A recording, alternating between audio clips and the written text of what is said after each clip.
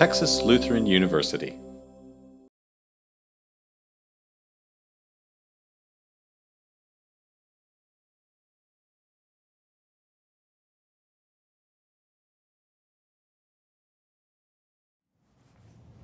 Well, thank you very much for being here at Texas Lutheran University on what's turned out to be a beautiful Friday afternoon. We are extremely fortunate to host Brian Yacktman as our spring speaker for Bulldog Investment Company. Brian comes from a very interesting family. Brian's father is a legend in the investment business and was kind enough to be the first speaker that Bulldog Investment Company ever had.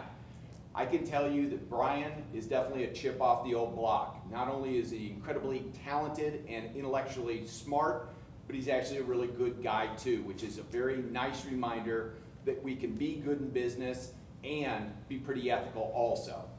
So Brian was born and raised in Chicago and got educated out at Brigham Young University as a BS degree in economics as well as an MBA. The thing that really started to amaze me, Brian has obviously been a very quick starter. He started managing portfolios at age 21, and he is the youngest person I know of to start a firm and run a publicly traded mutual fund, which he accomplished at age 27. At age 27, I was still just trying to struggle with student loans and a whole bunch of other things. Today, Brian's firm, YCG Investments, manages individual portfolios as well as the YCG Enhanced Fund, which is publicly traded. You can pull it up. Any of you guys can invest in it. Not necessarily a plug, but definitely a very cool opportunity. Brian's firm manages about $450 million, which is quite a trick for a gentleman who is 37 years old. And I don't know how he's pulled this one off, but he and his wife Tasha are parents to 6 children ranging from 6 months to 13 years of age. I am guessing nobody at the Yacktman house sleeps a whole lot. So probably keeps life pretty interesting. 3 boys, 3 girls, and probably a lot of refereeing. That said, please help me welcome Brian Yacktman. Thank you. Appreciate it. Well, thanks for having me, and I appreciate the introduction. And yes, we do have a full house, and there was a time actually where we had my in-laws living with us for 2 years. And so we had every generation covered. We had grandparents there, my in-laws, and then their teenager, and then my children, and then of course my wife and I. So from an investing perspective, I could at the dinner table get a lot of thoughts from every generation. Today, so these are obligatory disclosures. Be sure to read those. No, I'm just kidding. You might make this presentation available after, that's fine. And then that way they can read those disclosures later. So as he mentioned, I started the company in 2007. The way that started, I used to work with my father. And I had brought up to him, I said, gosh, there's got to be people that don't have $50 million. That was his minimum for a separate account. And I said, there's got to be people that don't have $50 million, but still want it managed in this type of a style. And so he said, well, I suggested lowering the minimum at his firm, and then I'd work under that umbrella and take it on. And he said, sounds like a great idea, just don't do it here. He said he didn't want the headache of thousands of smaller accounts. And so I had a big decision to make and decided to go off and literally started this in my bathroom. I mentioned my in-laws were living in my home, so they had the upper floor, and my father-in-law was using the office for his corporation. I had no plans to do this. And then I had a friend who suggested to me at one point this idea of, why don't you go ahead and start separate accounts? When I mentioned that issue, he said, hey, Buffett did it when he was in his 20s, why don't you do it? And decided to take the leap of faith and see what it was like to have no income for 2.5 years. My first paycheck, I think, was $1,000 for representing a quarter, 3 months paycheck of $1,000. But it was a fun story to start out of our bathroom. So we're employee owned. So myself, Will Kruger, Elliot Savage, you can see more about their bios on the webpage. We're based in Austin, so it wasn't too far of a drive down here. And we started, as I mentioned, the separate account side. That has over $300 million in it. And then we did the mutual fund, which has about 120 million in it. And as I said, these bios are on the website, so I'll skip through here. If you guys at the end want to know more about how this all came to be, I'd be happy to tell you the beginning of the company. Some more details. So what I wanted to go through are why equities. So just an understanding of why do we do this, and then why I believe more in high quality equities, and then go through a case study. And feel free to ask questions along the way. With the why equities, the reason I wanted to do this one is because I have found that I learned this over time. You know, for me, I grew up in it. It was part of my dinner table talk. But there comes a point where you have to start to ask yourself, like, so my dad does this, but why do we do what we're doing? And I started to come empirically to the conclusion as to why equities were so valuable. And it's something that I wish people had told me when I was younger to help me see clearly, like, oh, this makes sense. This is why we do this. So to start, I want to start with defining risk. Well, I guess I should start by saying what investing is. So investing is you forego consumption for a time in the hopes that you can then preserve it to use it later or have more to consume later. So protect and grow. So if that's the definition, then I would argue that the definition of risk is what is the probability that participating in that activity would lead to a permanent loss of capital over time. If the probability is low, then it's not very risky, regardless of how much that asset price fluctuates. But if it's pretty high, but the asset price doesn't even fluctuate, I'd consider that highly risky. So that right there turns on its head everything we do relative to the way Wall Street looks at things, where they define risk as volatility. But we're much more concerned about permanent loss of capital over time. So with that in mind, most people, they say, well, how do you diversify, or how do you reduce risk? You diversify, which I do agree with to an extent. You don't want to put all your eggs in one basket, but if you over-diversify, it can be diversifying. This is the three little pigs talking to a wolf, the big bad wolf, and he says to him, look, you could put all your money into bricks, but I highly recommend you diversify into sticks and straw. So obviously we don't want to be getting into sticks and straw, and as Warren Buffett has said, diversification is protection against ignorance. It makes very little difference if you know what you're doing to diversify too deeply. So you don't want to invest in your 100th best idea, and I think most mutual funds there's several of them that are hundreds of ideas. You're just guaranteeing mediocrity. So now you can say, okay, where can we find bricks? I'm going to go through these different categories. Now, I grouped them. There's currency-based, non-productive, and productive assets. And this was also done in a piece by Warren Buffett on the internet, and I love the way he went through and described these things as well. Now, I'm not going to go in this exact order with the graphs. I'm going to use graphs from worst to best. But let's start by explaining, okay, so if you're investing, where does your return come from? It comes from income. So there's going to be some return of yield plus the growth, and you're going to have fake growth, inflation, and then you're going to have the real growth. So that's what a return is made up of. And you'll see that more here. So starting with cash. There's 110 years of cash after you adjust for inflation. And it's pretty obvious that it seems to be going in one direction. There was a period there where that wasn't the case, but it's lost over 90% of its value in 110 years here. Now you might say, well, I'm not going to live 110 years, but even in the last, I think it's like 50, 60 years, it's declined 90%, meaning what used to take $1 now takes $10 to purchase. So you think of, you stuff money in a mattress, clearly you may think of it safe, it's not fluctuating, but it's a guaranteed way to lose purchasing power over time. So I define that as highly risky. Having said that, there could be a time where I might be willing to hold cash where if you can't find enough investments to buy, you know that your future investments, your investment opportunity set is not just now, but also in the future. So you might hold cash as a way to have something prepared to jump on in the future. But then you're doing it, it's like an option on the future that's a slow cost along the way.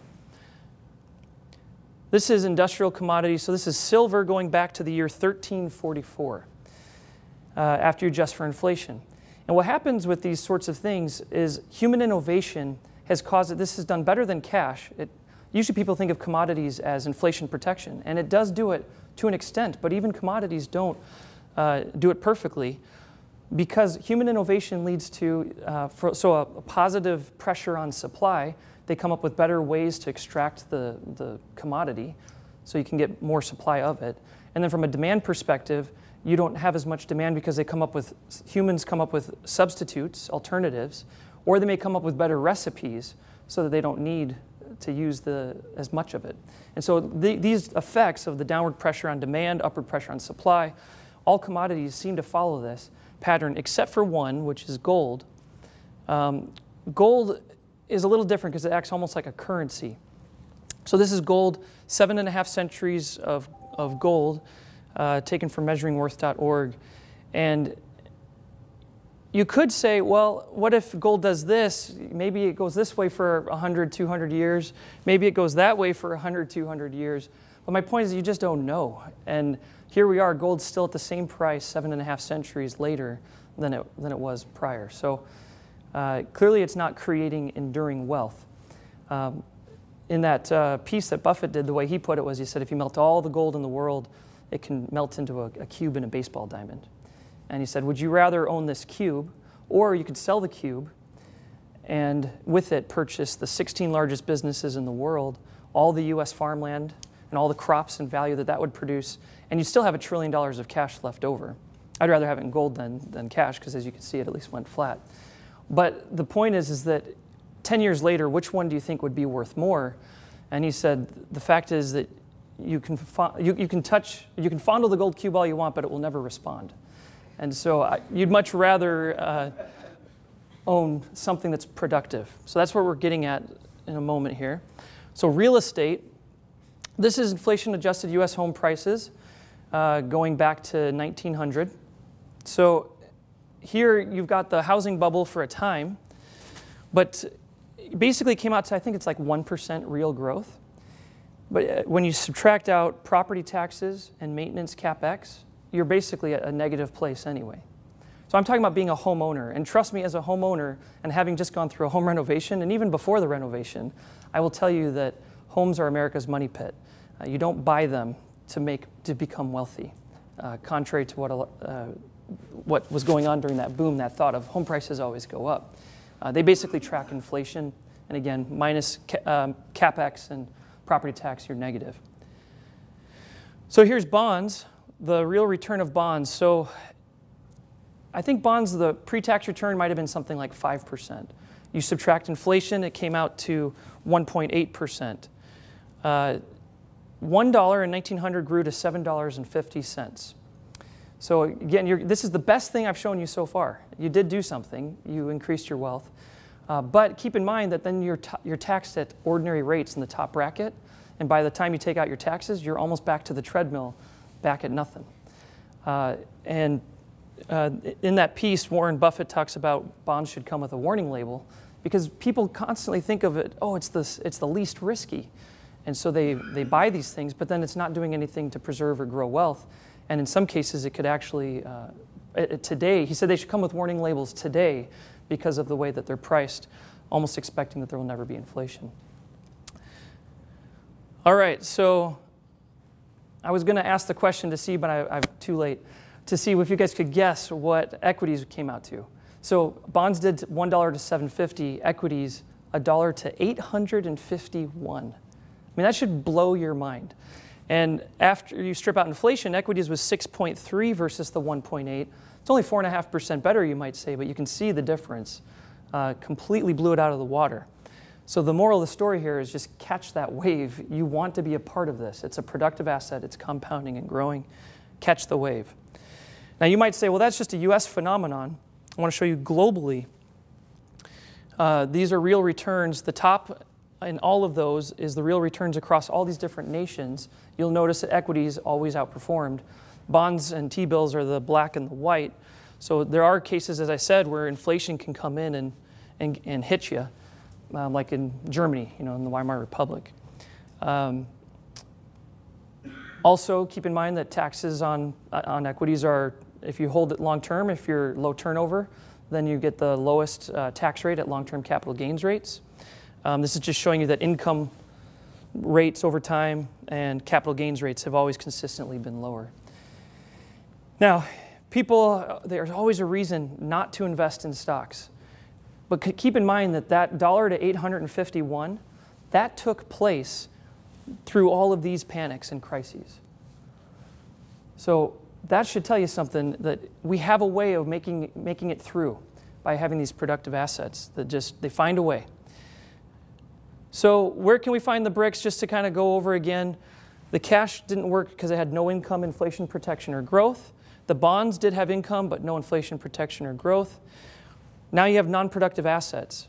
They potentially give you inflation protection, but I showed you how it was kind of partial with most of the commodities. Again, there's no income or growth. Now you might look at this and say, but I know someone who's made a lot of money in raw land.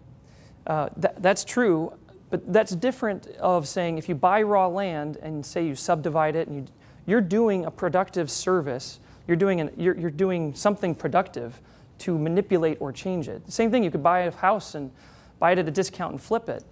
But my point is that if you buy an asset and invest in it and hold it, those are just the one-time flip. After you get the value adjustment for the work you put in or did, all you're going to do is ride with inflation. Now, the last one, productive assets, you get the income, the inflation protection, and the growth. So I'm not completely opposed to real estate because you can get cash-producing buildings and farms, rent out residential, commercial, et cetera. But I will point out that if you can get a similar return in an equity, real estate, by definition, to make good money, needs to be levered up because it's so capital intensive, so many assets. If you can make good money without the leverage, I'd rather just go the equity route. Also, equities are much more liquid. Nobody calls me in the middle of the night about a leaky faucet. And then I would just say geographically, the diversification, I guess you could do a REIT, but what if you guys end up buying real estate in Detroit because it's booming during autos, and then you go through what's happened decades later and then it gets decimated? You might get lucky and hit New York, or Austin has been a fantastic place. But my point is, imagine that compared to a business that has revenues from all over the globe, hitting you from every angle, a much more geographic, diverse revenue source. So obviously, you can tell from this that I love equities, and I guess I would say that I'm not opposed to these other things. I see why people do them. There is, I already mentioned this part of this slide. But I wanted to bring up that where I would alter on this viewpoint is if you were to tell me that your time horizon was super short, because you could go through a very bad period. How do you figure that out? Typically, people talk about the 4% rule. If you're a net spender out of your portfolio, then you want to spend less than 4%. But if you're spending 4% or less in your portfolio, that rule says that, and it's not perfect, but in theory, you should be able to grow your principal with inflation over time, such that that principal still buys the same amount of goods and services today as it will many years into the future. And so you then have an infinite time horizon because you never need to access the asset. So if you're spending 4% or less, then I'd say go all in equities.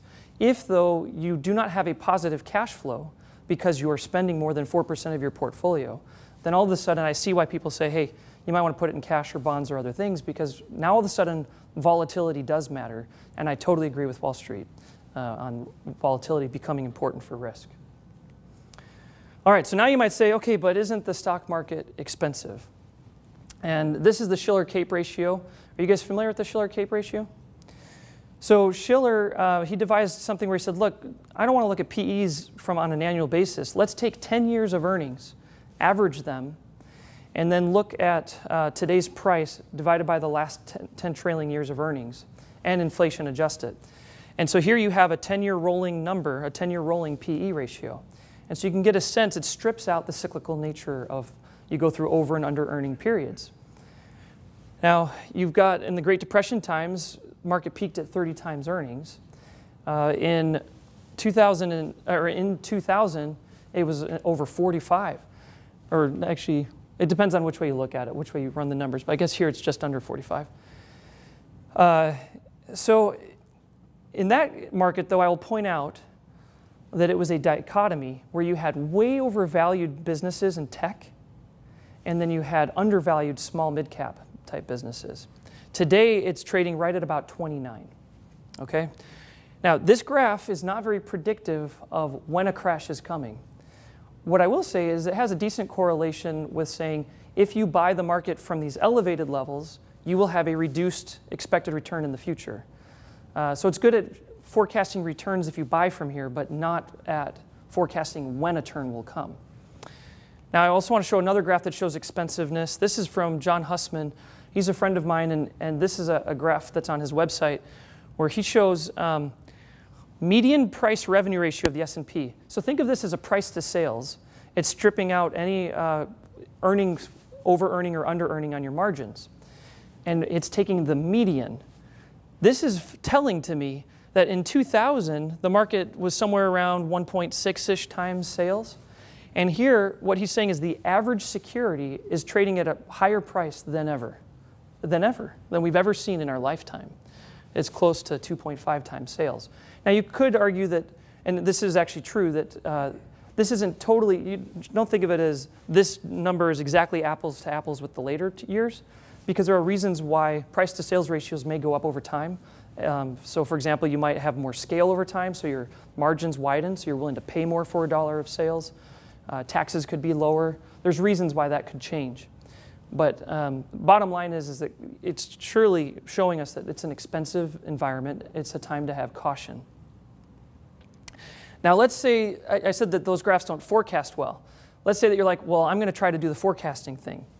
I love this graph. This shows you, the red line is showing you consensus forecast of economists who forecast the most basic statistic, GDP. Okay, that's is what they're focusing on. That's what they're doing for a living. And then the blue is the actual. And what I notice from this is that they're pretty much always wrong. So if they're doing this full time and they can't figure it out, I don't know why I'm going to try to pretend that I know how to do it. I just don't think that it's worth trying to forecast it.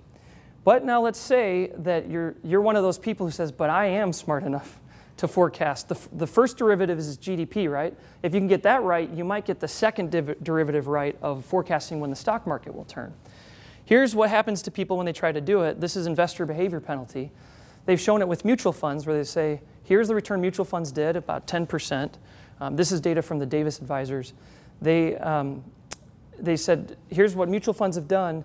And then they said, the investor behavior penalty of trying to time when to come in and when to come out, they've almost hit themselves basically 6% or 6.1% per year. On average, we tend to be wrong. A perfect example of that, just think of this last year. So right before Brexit, there were people who weren't sure, was Brexit even going to happen? And then if they did know it was going to happen, they would definitely predict that the market was going to collapse. So if you had the next day news, you would have probably sold the market short. And it did, it's true, it went down big the next day. But would you have then covered if it only went down a few percent? Or would you say, gosh, I got it right, I'm going to keep my short on? Because only 2-3 weeks later, the market was trading at all-time highs, reaching new all-time highs. So had you known the news, you still would have gotten it wrong.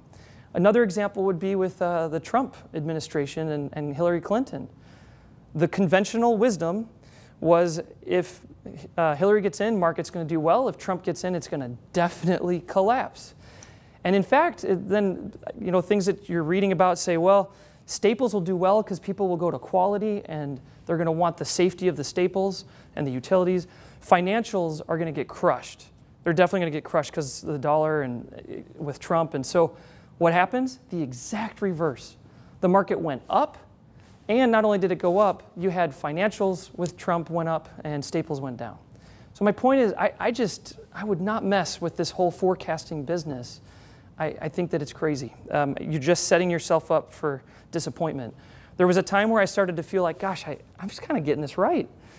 And then I got humbled a few times. And then you start to realize, maybe I just got lucky. So, all right, so key to investing success. Is simply this: avoid permanent losses. It's been said many times that Buffett has said rule number one is don't lose don't lose your money. Rule number 2 is don't forget rule number 1. And I couldn't agree more. That's the key to investing. Avoid permanent losses. This study helps show you that. So Longboard did a study that showed that if you took the worst performing stocks, lined them all the way up to the best, the bottom 80% netted 0. And then if you take the top 20%, they can explain all of the stock market returns for like this 25, 26-year period. Okay, so then you might think, oh, okay, I need to identify the Microsoft, the Walmart, and back then, or today I need to identify the Facebook or the Netflix. What I would say is if you dig under the hood and you see the 80%, that 80% is made up of approximately 45% negative returns offset by 35% positive returns. So the key is just avoid losing in the 45% and you will surface to the top. So that's what, if I was investing, which I am, that's what I do, I would spend my time focusing on learning and studying businesses to understand what gives them enduring competitive advantages for years to come. All right, so continuing, don't lose money. So how do you not lose money? How do you avoid these permanent losses? It comes down to 2 basic things, and then I had 3 I wrote there, wait. But don't overpay for the business. And I would say identify high quality. Now that's not in all environments, I'll explain that in a moment, but in most environments it's basically don't overpay and identify high quality businesses. This is a great quote that I think says it in a nutshell from Warren Buffett. Your goal as an investor should simply be to purchase at a rational price, a part interest in an easily understandable business whose earnings are virtually certain to be materially higher 5, 10, 20 years from now. If you're not willing to own the stock for 10 years, don't even think about owning it for 10 minutes. So you're owning a part interest in a business. You want to know and understand how the business will do. It's easy to look at numbers and analyze numbers, but you got to figure out the business because that's going to drive the numbers in the future. All right. I'm sitting here thinking, it just dawned on me that I've said a lot of Warren Buffett quotes. You're probably like, why don't you quote Don Yacktman? And I guess I could. There's plenty of stuff. I've truly learned so much from my father, Don, and my brother, Steve. And I would also throw out there Elliott Savage, who's one of our partners and just a brilliant analyst, and learned so much from him. So, all right, that's why all this kind of why equities and why I don't try to time them now. So now we know we want to get equities. How do we identify the high quality? How do we zero in on that point? First of all, why high quality? So this is showing you that regardless of how you try to define high quality, this shows you, through leverage or profitability or profit volatility. There's different ways to kind of think about it. It doesn't matter how you pick it. What it shows you is that the low-risk stocks or the higher quality outperform the high-risk stuff or the lower quality stuff. Same kind of thing here. So finally, it appears there's a free lunch, high-quality stocks that win over the long term. This is from a white paper done by GMO. And so you can see it doesn't always work. There's periods where it didn't outperform, but in most periods, you can see that high quality is outperforming. And also, even better, is high quality gives you the defense when you need it most. So it shows you like number of years required if low quality outperformed by 1% per year, and it doesn't outperform. But if it could, after the down periods, you need 163 years just to get back. So the point is you want defense wins games. You want to protect on the downside. Okay, so now you might say, okay, but that's this data in the past. Is it repeatable in the future? You need an investment strategy that will work in the future as well. So why is it that high quality keeps outperforming? If everybody knows that now, why doesn't everybody just buy high quality? Surely that's going to be priced out of the market. And I would tell you that it's because of the human nature. So we are predictably, systematically, we're irrational in that we tend to be very greedy, avaricious. We tend to be impatient. And we, on top of that, tend to be prideful, overconfident. So if I were to say how many of you are above average drivers, they say it's like 90% of people raise their hand. Clearly that's not possible. So that greedy impatience makes you believe, I want to make a quick buck. And then, the greedy impatience means I want to make a quick buck, and then the overconfidence leads to, and I think that I know how to do it, even though I've just showed you that on average, it doesn't seem to work out. So that human nature, I don't think is going anywhere. I don't think people are going to stop being greedy or stop being impatient or stop being prideful on the whole. We should be working on those things. But I think it's kind of baked in that that's still there.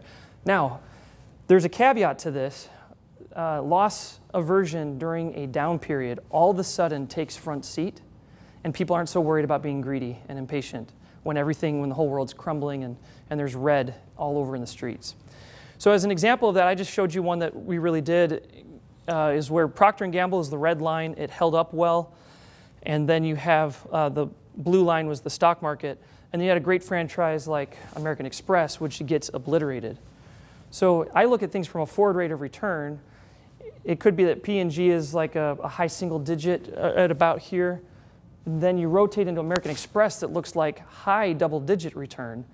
There's no reason to stay parked in this high quality Procter & Gamble. Maybe it was still high quality, but a more cyclical franchise like American Express, and you can rotate and then make more money. So you make more money during those bear markets. You just don't realize it at the time.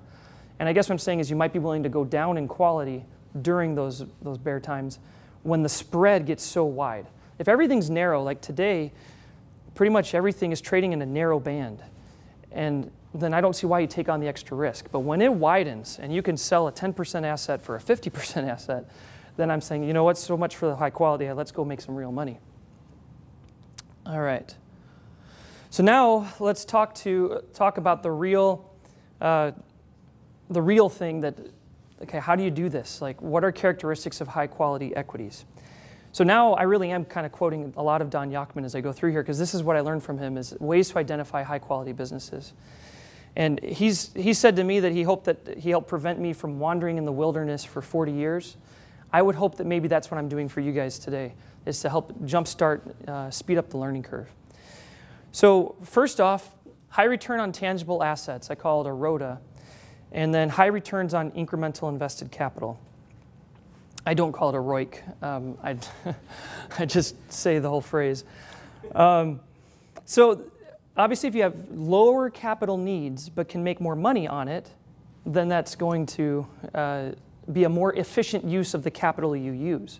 So I could say to you, if I have a $100 asset and you can invest in this machine and it will make you $10 a year, or I can take this $100 and put it in this machine and it will make $1 a year, I'm assuming you guys are going to probably pick the $10 asset, right? It's a more efficient use of capital. And the stock market actually doesn't quite work that way. Because what people do is they realize, well, I'll borrow somebody else's money because I have such a low ROA, and then I can jack up my ROE to be able to get, so that the $100 machine that makes $1 can now make $10 on $100 that I put into it. So let me show you that here. A DuPont analysis. You guys are probably familiar with this. Return on equity comes up with these 3 different components. And what we're trying to do is focus on those 2. We're kind of combining those 2. What are the earnings over the assets? And then, like I said, if that's low, the only remaining thing you have to pull on is you need leverage. And I would prefer to see a business that I can make a lot of money without the leverage. Granted, if it's very non-cyclical, then I feel okay leveraging up on it. But again, more efficient use of capital. So how do we calculate this? You're looking at operating income, EBITDA, divided by all of the tangible assets, property, plant, equipment, inventory, net working capital. And then you might also include in there leases so that you're not totally confused when you're looking at off-balance sheet leases. Could be considered a form of capital that you're using, but it's just off balance. So you might throw that in there too to understand what's happening. Notice that I do take out depreciation. There are guys at FPA Capital, I remember hearing them once say that it bothers them whenever people say EBITDA. They're like, really? I didn't know that your business required no capital to run. Because depreciation is estimating a true cash charge. And so you need to subtract depreciation or some form of CapEx. EBITDA is kind of a meaningless number, except for maybe when you're looking at it from debt terms, because you could lay off the capital investments in the future, and what's your flow, the cash coming in to pay off your debt. So operating income over tangible assets, that's return on tangible assets. Now, if you were to look at our portfolio, there are tons of businesses that it's almost everything that's in there. Most of the consumer staples, if you look at MasterCard, it's almost nothing to run it. Western Union's almost nothing. Priceline, Google, these are just massive numbers. Like in the case of, I think, Western Union, it's almost infinite. It's like 12,000 or something. Most of them, though, I like to try to find them around above 50%. And where you get into grubby stuff is when it's sub 30 and sometimes sub 10. And even that is only during good times. And then you can have one that looks good, so be careful. You might have one that's like, oh, it's 80%, but then it goes to negative whatever during rough times. So you want to know, is it consistently producing those types of returns? If not, then you need to think about, there will be loss periods. So what is the normalized earning power? What does it earn on that capital over a full cycle? So you can get an average on that. Other ones that come to mind is very high ROTAs in our portfolio, like Express Scripts, Microsoft, Verisk, Aon, if you don't include the leases, MSCI. But like I say, most everything in there. All right, so now the second one is low cyclicality. Again, I've already mentioned that if it's lower cyclicality, well, actually, sorry, I'll go there in a second. So when you're looking at low cyclicality, what makes something low cyclicality? It tends to be a non-durable good, meaning that it's evergreen. You just need to go back and buy it again and again and again.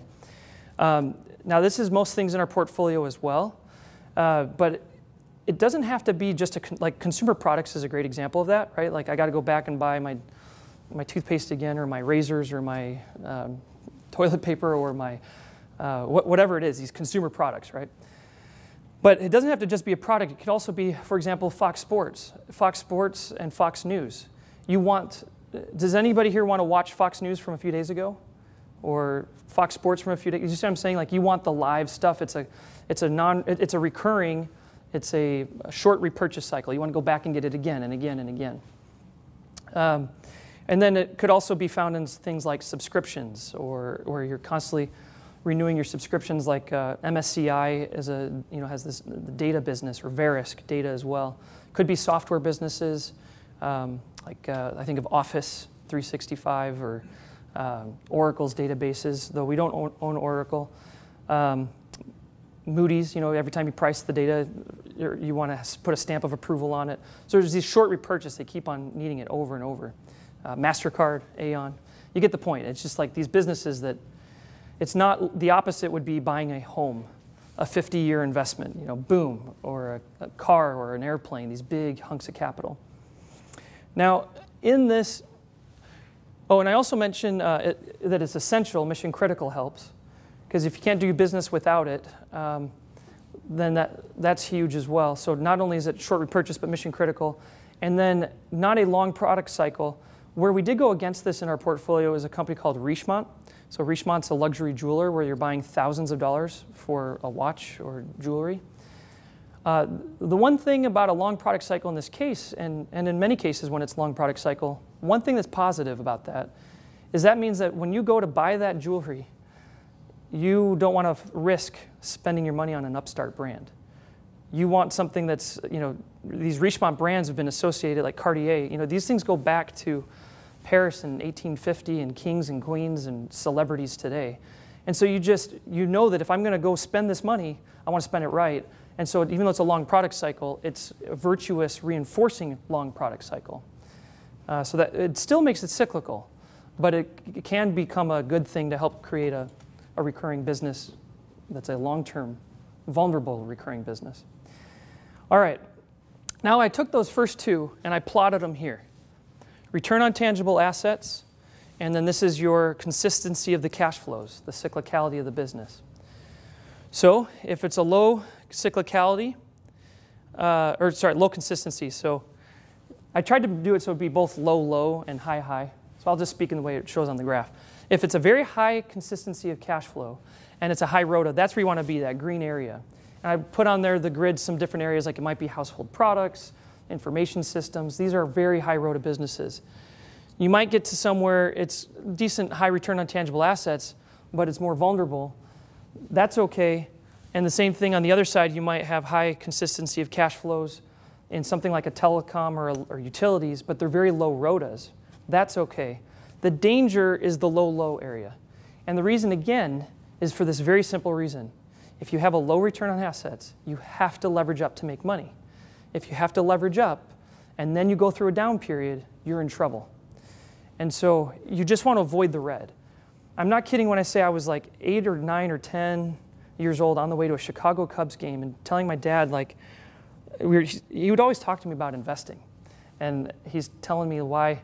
I said, man, we were driving by all these auto dealerships, and I have this vivid memory of being like, Dad, do you invest in autos?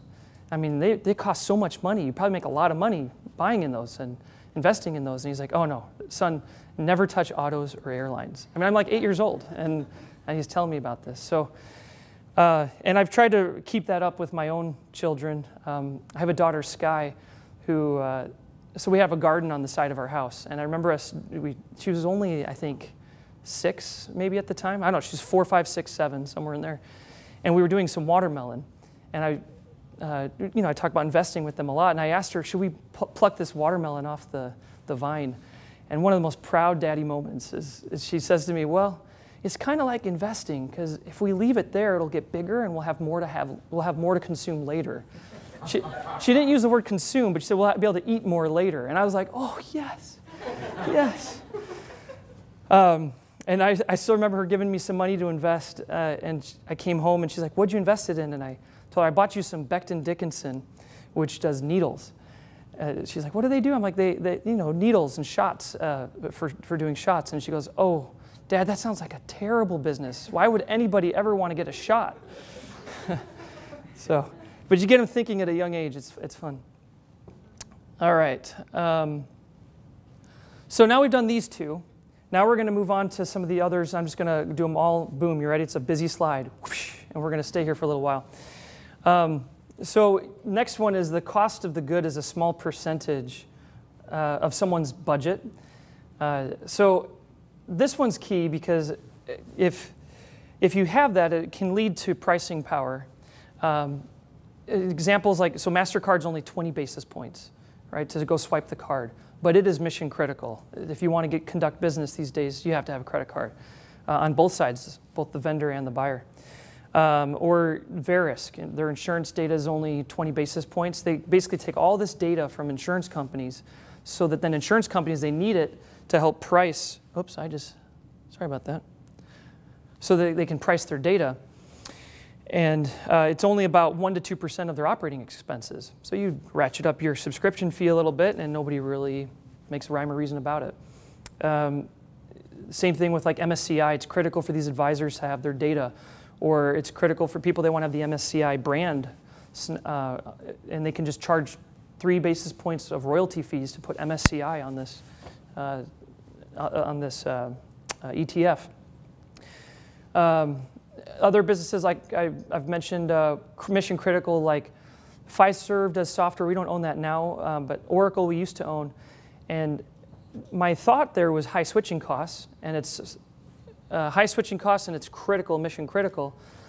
But over time, I've questioned with the way as they've needed to move on to cloud, their ability to do that with all the other competition that's coming in. And I question if some of these price increases that they're making are, hey, we're going to just charge you this much and we're forcing you to go to cloud as part of that. You can choose to not go to cloud, but then we're going to still charge you then this 20% increase. If you do go to cloud, then we'll charge you 20% to try to force them to use the cloud. And as things start to move, I question if some of Oracle's business is a melting ice cube, and if it is moving over, if it will, if it'll just be a thinner margin business than people thought. But you get the idea of mission critical here. And then a small part of the percentage of the of someone's doing business. So now moving to pricing power. This one is tricky. This is, if you can tell me the secret to how to know something will have pricing power, then you know how to identify a business that will succeed. I think that this could be your lifelong study, is pricing power. Now, here's where I guess I'd come at this. Over time, we are having more education, more information, more, there are more, so information, education, more innovation, more increase in wealth, and then all this is leading to more creative destruction, and it's happening faster and faster. More on that later.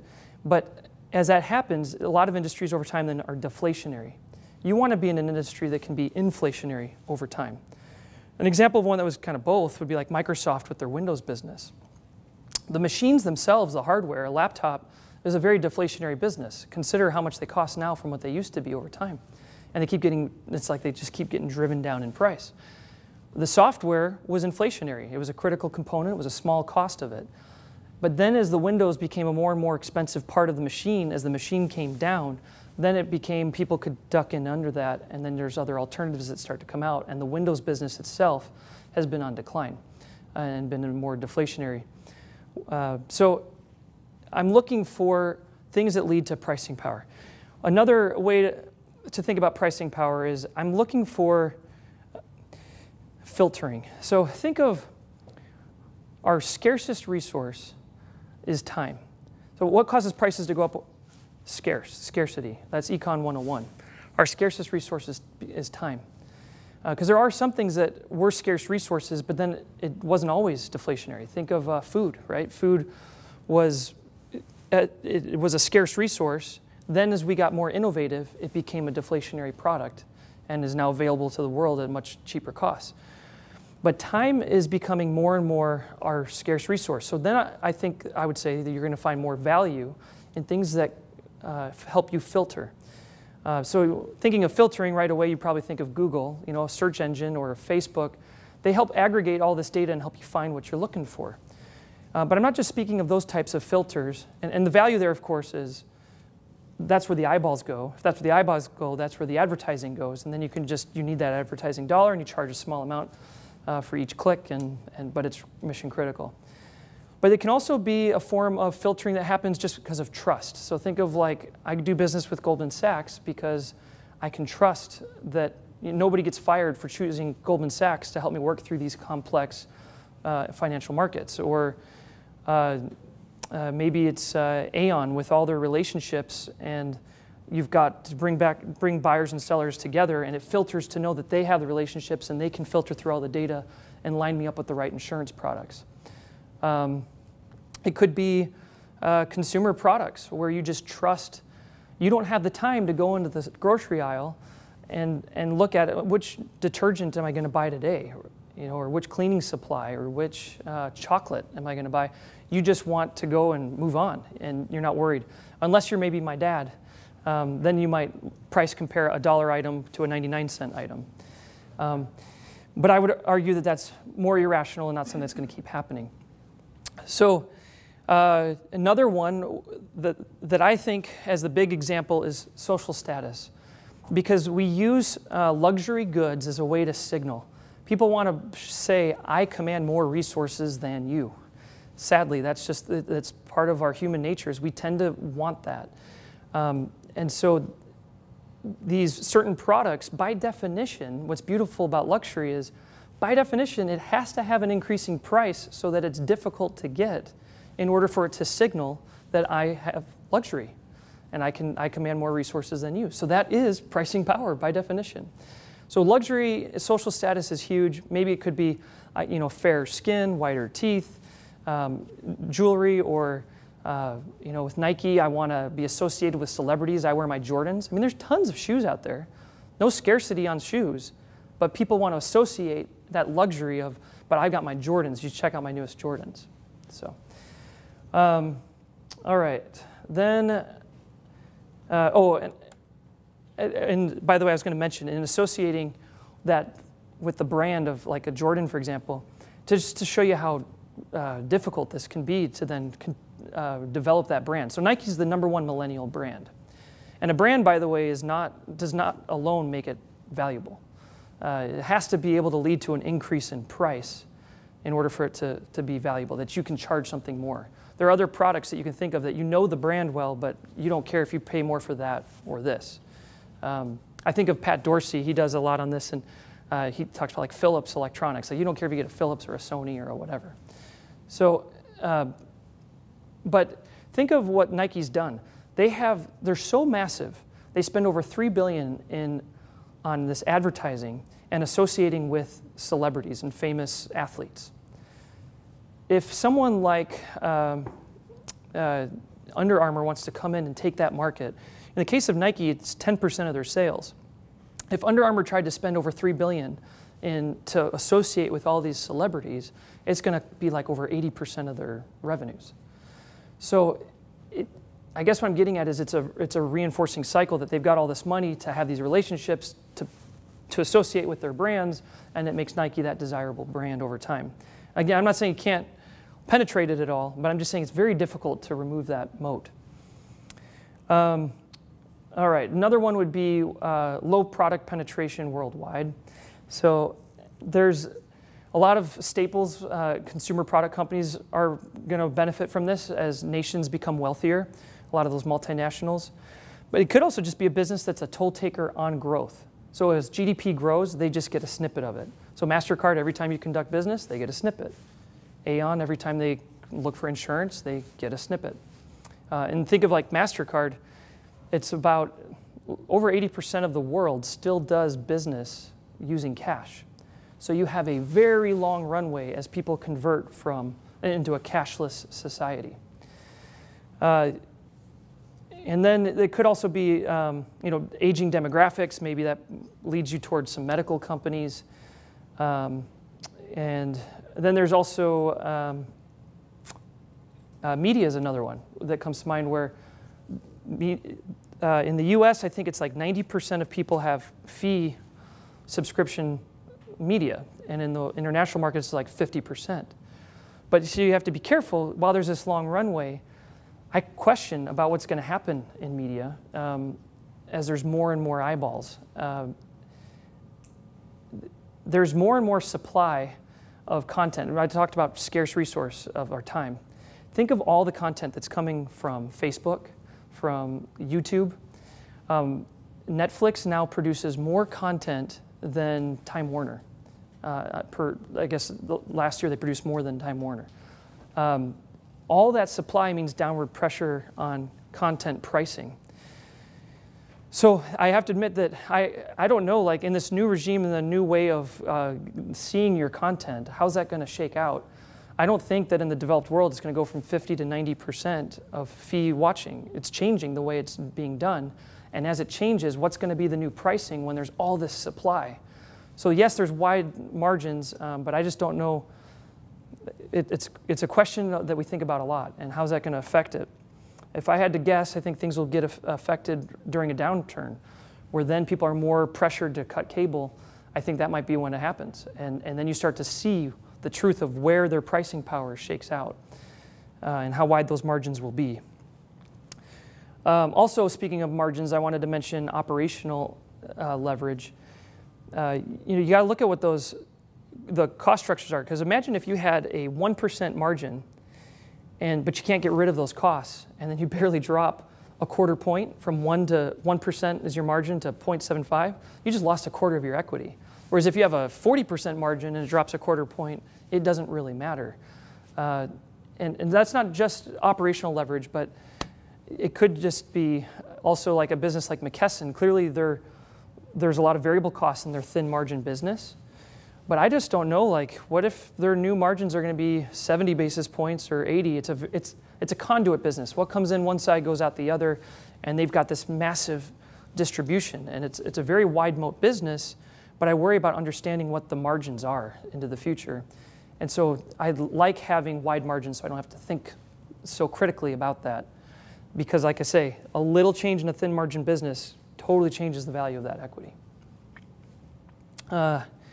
High market share. Now, high market share in and of itself doesn't mean it's amazing, because you have to understand why does it have a high market share. But just to give you an idea of some of the types of businesses, MSCI is 90% of international indices. Pepsi really should be called Frito-Lay. They have over 60% of their business they have a 60% market share of the snack business, and over 50% of their business is in that Frito-Lay type snack stuff.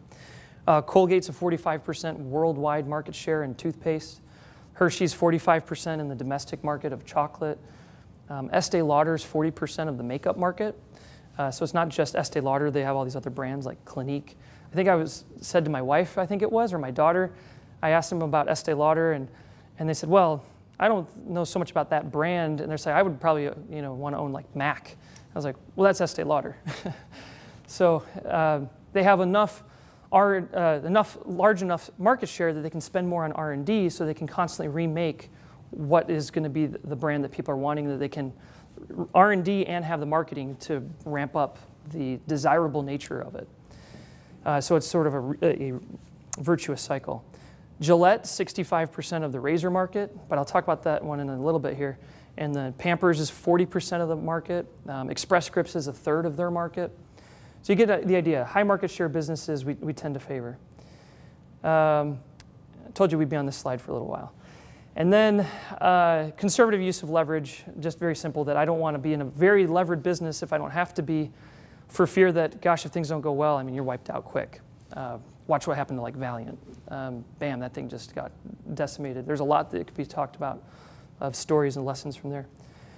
Okay, and then we could talk about other types of things like network effects, and we've talked a little bit about switching costs, other types of cost advantages that come from the market share usually leads to scale, which gives you cost advantages. But you get the idea. These are the main principles. All right, now, this slide, what I wanted to explain was the need to invest in predictable growth. This has been on my mind more and more than ever. So I read this quote earlier about Buffett saying you want to buy an easily understandable business whose earnings are virtually certain to be materially higher years from now. That's changing. It's getting more and more difficult to do. So I put here, creative destruction is only increasing as we have, this is a stat we came across recently. We do these investment meetings, and we'll have thoughts that just are kind of high-arching thoughts sometimes. And Elliot brought in this thought. He's like, did you know that 90% of all the scientists who have ever lived are alive today? Think about that. And all of these scientists are sharing all of their ideas and mixing and sharing ideas, which spreads more and more ideas. Innovation is happening at a more and more rapid pace.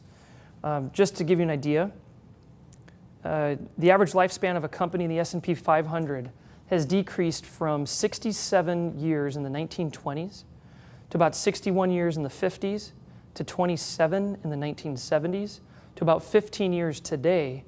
And so they assume that maybe in the next 10 years, 75%, 3/4 of the S&P could be companies that we've never even heard of. Now, some of that is through acquisition, but some of it's also through death, just like Kodak and whatever, what becomes of that. A lot of businesses are changing. And an example that I think of where it hasn't decimated the business, but think of what's happening today with creative destruction. I think of the Dollar Shave Club. Here's this guy, I don't know, did he just use a cell phone camera? I'm not even sure. And he makes this funny ad, and it goes viral. Gillette's got this commanding 65% market share. Procter & Gamble spends over $10 billion per year on marketing and advertising. This guy buys a cell phone and does an ad. I'm sure it was more than that, but my point is he did not spend very much on marketing, and through social media, the whole thing goes viral. And in just a few years, he took, in volume, 15% of the razor blade market. So even staples, these consumer product companies, may not be as immune as I think they might be. And so it's something that I think about. I think when they're lower dollar items and they're slow unit growth, they tend to be more protected. People don't want to go and try to make a lot of money in a slow unit growth industry. They want the sexy stuff. But at the same time, you might find businesses that are like a niche where people don't want to go because there's just not enough space in there to try and go make to try to take it over. But my point here that I'm getting at is that if you value a stock price, they talk about it being this series of discounted cash flows way into the future. And if you discount all of that to the present, most of it is, the majority of that earning, if you do a terminal growth, is in the first 30 years. So if you're trying to buy a business and you're buying something that you say is a value that's made up of 30 years of cash flows, better be around for 30 years or you're not going to get the returns you thought. So I guess it's been on my mind a lot about the change that's happening and the need to focus on investing in more predictable growth. Businesses whose economics are least likely to change for the worst in the face of rapid technological progress. When I brought up media, another thing to bring up about the media and the pricing power is, so there's this blog, what is it, Stratechery or something like that, where this guy, he talked about the different uses of media through the years. He's like, it would provide information or education, and those are more and more becoming internet or other ways to get that.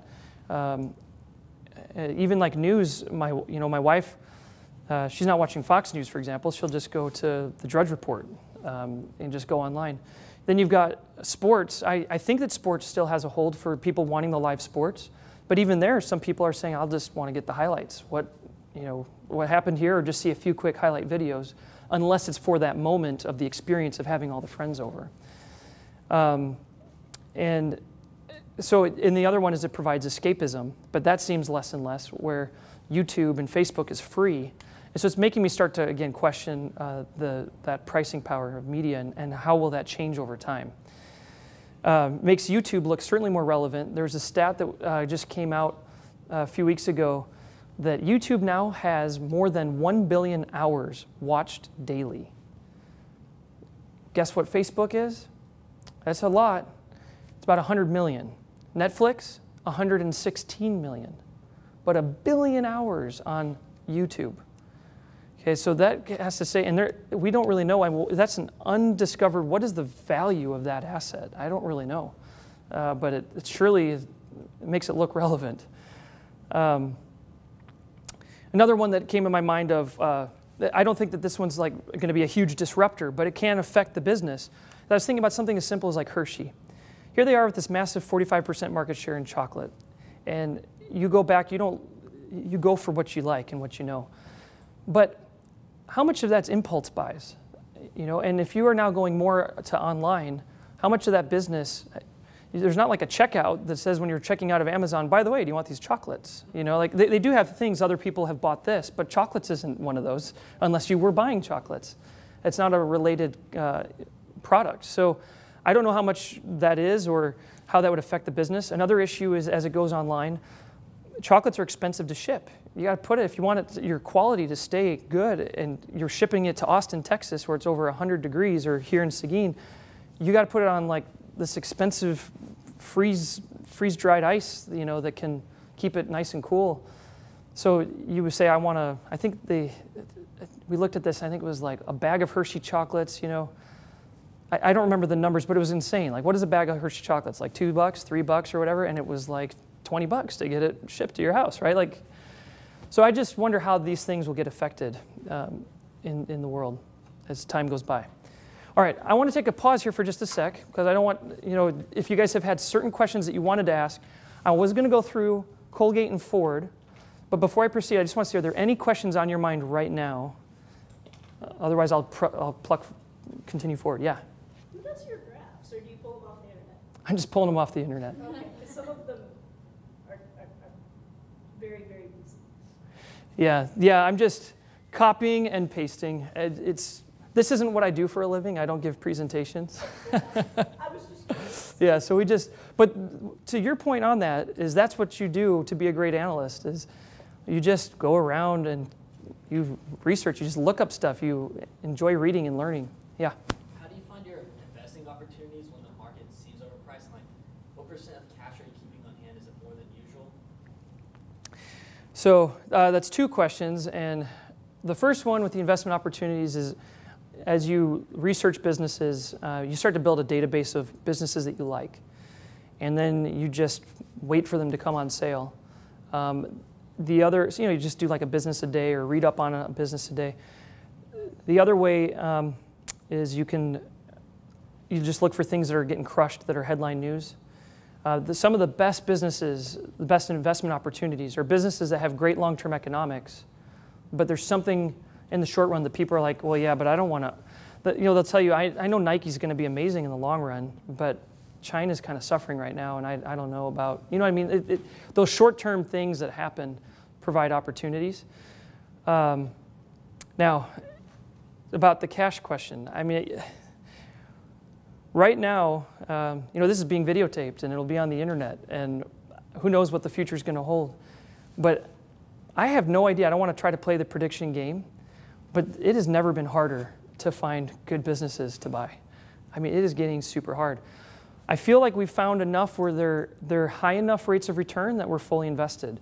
If we have any cash in the portfolio, it's actually, we have an option component, and it's set aside as indirectly, the cash is indirectly invested. It's the cash secured puts. Does that make sense? So we've set aside, and if the stock comes down, it's invested. So we're actually fully invested from that perspective if you exercised all put options. But as I get harder and harder to find stuff, I have to think that this market is gearing for a collapse. People talk about, is it overvalued or undervalued? Let me be clear on this point. I'm telling you that it's expensive. That if you buy from this price, you go out 10 years, you're not going to make a ton on the broad market. But that doesn't mean if it's over or undervalued. Because what if you look at interest rates right now and you say, well, if I can only get a couple percent in treasuries, I'm fine to only make 3, 4, 5 or whatever in equities. You might be satisfied with that because you're like, I don't know where else to go, and I'm just going to buy and hold it for this long. And so you just buy it. My guess would be that it's going to, markets tend to go to extremes and then collapse. So I think that that's probably what we'd have, but you could have a market trade sideways for a decade or longer. So it's not predictive just because it's expensive.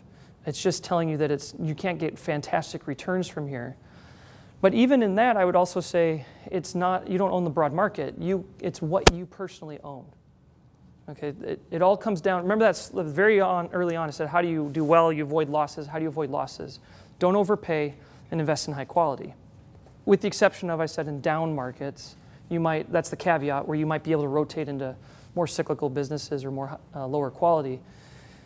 But in most environments, don't overpay and high quality. So all it comes down to in investing is, it's what you buy and what you pay for it. So if you can find a business that's still going to give you a projected decent rate of return, then you might as well just get fully invested and don't worry about trying to time the game and play the game of trying to figure out where to go. And I'll mention that right now, while we're fully invested, in 2007 we had more cash, but that's because I really had a very difficult time. It was getting even worse in all the stuff we wanted to own.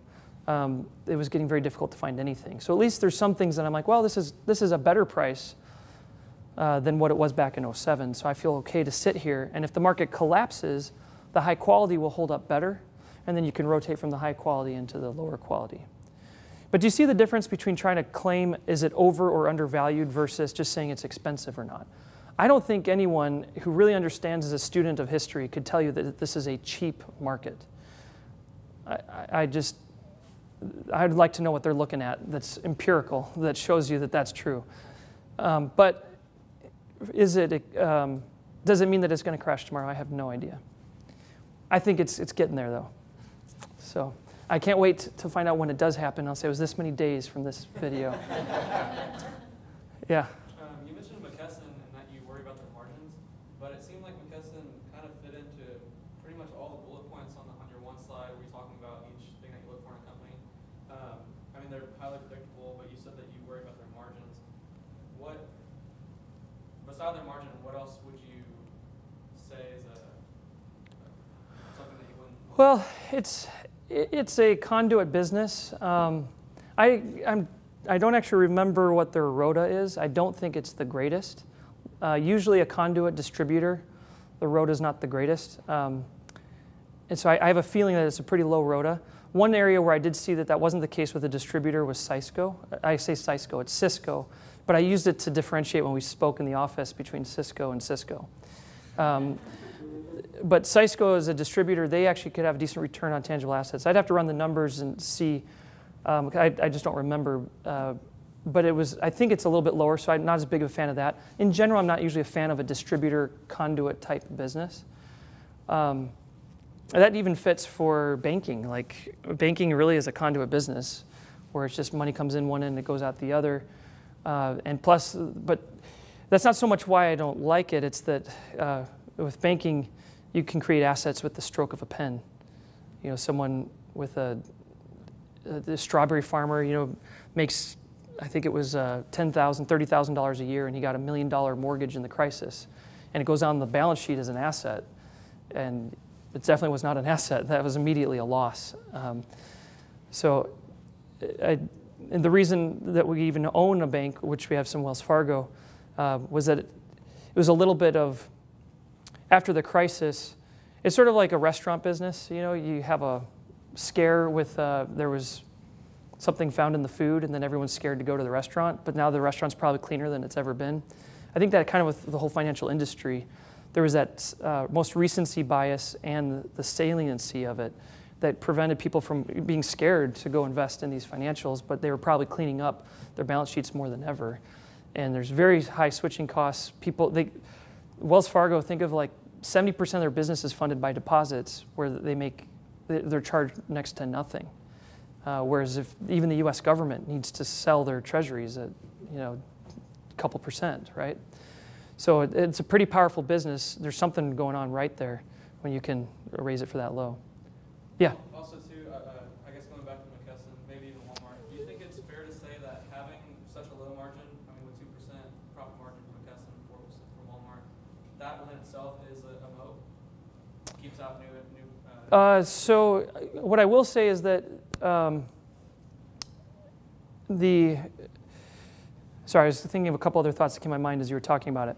But Walmart, if you are in an industry like that, a conduit business, then it's the most efficient operator tends to win. So yes, like in the case of Walmart, their margins were super thin, and it kept them in a place where they could always crowd out people. But it doesn't always hold true. So one of my mistakes would be like Tesco, where we thought, well, here's all these assets. You looked at the real estate value of the assets, but I learned that doesn't matter. Like Sears, it doesn't matter what you might claim. The value of the asset of that brick and mortar is what it actually turns out. And in Tesco's case, they had these high, sort of like the Whole Foods in Europe that went against them from the top end, attacking from there. You had the hard discounters where people maybe didn't value the, they were able to actually come in and price even under, but they weren't as nice of a place to shop. It's just like going into a garage sale, basically. And then you can also have a little bit of online. So this leads me to this thought about Amazon. So when you're thinking of retail, let me just start by saying retail, the graveyard is littered in the retail sector. You might think that, well, there's a few places where maybe you're going to be okay, like a Walmart. But even consumers have been a little bit fickle over where they've put their preference. So there's 4 areas that I think of when you're talking about retail. Is you want to have the lowest price. There's certain things that consumers may value. Low price, wide selection, convenience, and then service. So it used to be that you had the great service at like Sears, Montgomery Ward, right? But then people didn't care about that as much. Walmart comes in as a big discounter. It's all about price. And then it came that then they started to specialize and say, no, we do want some service. But then they started to have like big box retailers like a Lowe's and a Home Depot that can maybe have service on a category and the low price together. But then the convenience, there's nothing more convenient than online, right? I mean, you don't have to wait. You just go straight and check out, and you can do it anytime. It's open 24/7. Think about what Amazon has done. They have taken, in Walmart's case, they are the biggest chunk of their expense structure is the brick and mortar and labor. And Amazon is doing as much as they can to lay those 2 big expenses off. And by the way, those 2 expenses are an inflationary expense over time. Laying it off to technology, which is a deflationary expense. That's brilliant. That was an investing mistake in of itself for me, is I didn't realize what a value there was in Amazon. One of the mistakes I made is I just didn't know how to value it. There's no earnings to understand what to value. So then I'd try to look at it from a price to sales basis. And that was dumb because there's the gross merchandise value that I should have been looking at. It was really cheap. If you just looked at price to sales, it looked expensive. But some of those sales were just the fees. If you looked at the gross merchandise value, the price to sales was incredibly low compared to something, you know, it's growing like a weed and it's trading at like the same price as a Walmart. I don't know what it comes out today, But I thought that people online, that there wasn't going to be, you just go to a single hub. I thought people would click on Google and then they just find their search stuff. I didn't realize how much people cared about trusting a certain place to go. That I want to go to Amazon, I trust it. They just log into Amazon and they don't worry about going anywhere else. So Walmart, and they're trying to move it over, but I just, retail's a scary place to be. Now McKesson, on the other hand, so part of it is it's the comfort level. So thin margin, lower rota, and then it also, so the benefit is increasing demographics, more and more drugs getting delivered. Someone's going to have to deliver the drugs, and it's an oligopoly. You've got AmerisourceBergen, McKesson, and Cardinal Health, basically. So it's pretty well entrenched, but I just didn't know how to really wrap my head around it. I mean, what got me was, here it was for years trading at this valuation, and then all of a sudden, news hits the industry with prices of drugs coming down. I think that they were making money a little bit on planning on the drugs prices increasing, and then drug prices didn't increase. And then all of a sudden, the equity gets decimated. Is that now a new reset button, or is it a temporary lull? And I thought, I think this is a new reset button. I think this is where the value of the equity probably is. But I don't know. So when I just don't know, I'm just like, I can't put my head around this. I just move on. Did that help answer some of those questions? But you're right that it does hit on a lot of these others, for sure. Okay. Other questions before I move? And we'll have a Q&A at the end too. I don't know where we are even on time, but I was going to go through this if you guys would like, unless you're preferring the Q&A. I could keep doing some Q&A instead of this. It's 10 to 3. 10 to 3, okay. And we're going to 3:30, I think, is what it was. Yeah, okay. Well, if you guys have some questions you want to ask, let's make sure that some of those get out right now. If there's something that you're like, I really want to make sure I ask this. Would you guys fire away? Yeah.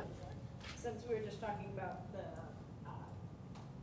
basically how you value a company and what you consider high quality, one of the questions that we're asked when we make our presentations is, could we make a competitor if we were given $1 billion? And if it's yes, then we should be worried and be able to explain why we're not as terribly concerned as we might be. So I was just wondering if that was something that you thought about, is new competitors in the market. For sure. It's what we call kill the company. So you try to think about ways that, I think one thing that can make you a good investor is simply being worried about how this can go wrong. So that you look down and you're more, you keep humble, so that you can see how could this go wrong. And yeah, I mean, we do. It's a simple thing of just trying to say what, I think that's a great practice to go through in your mind. Most of the things that I'm sharing these are all the different types of things that help prevent that. These are high quality characteristics that make give me $1 billion, it's kind of hard to go in and uproot it because of those characteristics that are there. Yeah? Would you say that today companies with moats are at their most fragile point in history because of all the things you've talked about in terms of innovation and people being able to just start a business out of their garage and then attack something like the razor business that seems so dominant? I mean, it seems like almost any industry you can think of has a potential disruptor. Yep. And then companies that appear to have moats now, like Facebook and Amazon and perhaps Google with YouTube and things like that, are so much more difficult to value from a fundamental perspective, whereas in the past you're looking at companies with moats, but you can say maybe they're cheap or expensive. How do you deal with that, just in terms of even MasterCard and you say all these there's potential with so much cash still left in the world. But there's definitely disruptive potential, sure. Yeah, could be disintermediated. Does that perhaps take your investment time frame? Does it squeeze it? And where you could say, I could put my money in this company for 20 years, now you don't know? Yeah. I mean, how do you deal with these companies that have moats historically, but tomorrow they may be penetrated so easily? So I think you first deal with it by just having a portfolio. And that's why you spread. the different types of places you might go. But you're absolutely right. That is a concern, and that's the point I'm trying to make in your guys' minds is it's getting harder and harder than ever. So more than ever, you want to figure out what helps create a moat and what helps create pricing power, what helps create a business that will have enduring cash flows. But yes, I mean, the answer is yes, it's getting more difficult. I think about it a lot, but when I come down to it, I say, well, I can only do the best I can. You know, you read, you research, you do the analysis, you figure out you might consider like what's the cash yield I'm getting now versus am I expecting on growth. So that's coming up in this part where how I look through analysis is I look at in my expected return, am I getting it from the yield part or from the expected growth part? And if it's from the expected growth part, am I really that confident in that growth? I might just want to take where I can get the cash now. Now, even if you can get the cash now, that's a concern. Like with media, they have a very high yield right now, and it's attractive. I'm looking at it. We own media, but I've given you all these reasons why I'm a little nervous about it too. My bigger fear right then would be, what if these things materialize, and then in the effort to stay alive, they go make a super bonehead acquisition, and they just keep plowing it and getting more of the worst, throwing bad money or good money after bad. And so that's where management can come into play. You know, people who know how to allocate capital well, so that you can trust that they can transform a business over time and see and be on the cutting edge to figure out where to allocate the capital in the future. But yeah, it comes down to sizing your portfolio. Where do you allocate the money and sizing it? And at the end of the day, you see what the numbers are. You have to have the conceptual, why does this work and why do I think it'll continue to work? But then you rein it back in and say, and then what are the numbers actually saying? And you just keep an eye on it. Yeah. What are some industries or businesses that you just can't find yourself investing in, and what would it take to change your stance on that decision?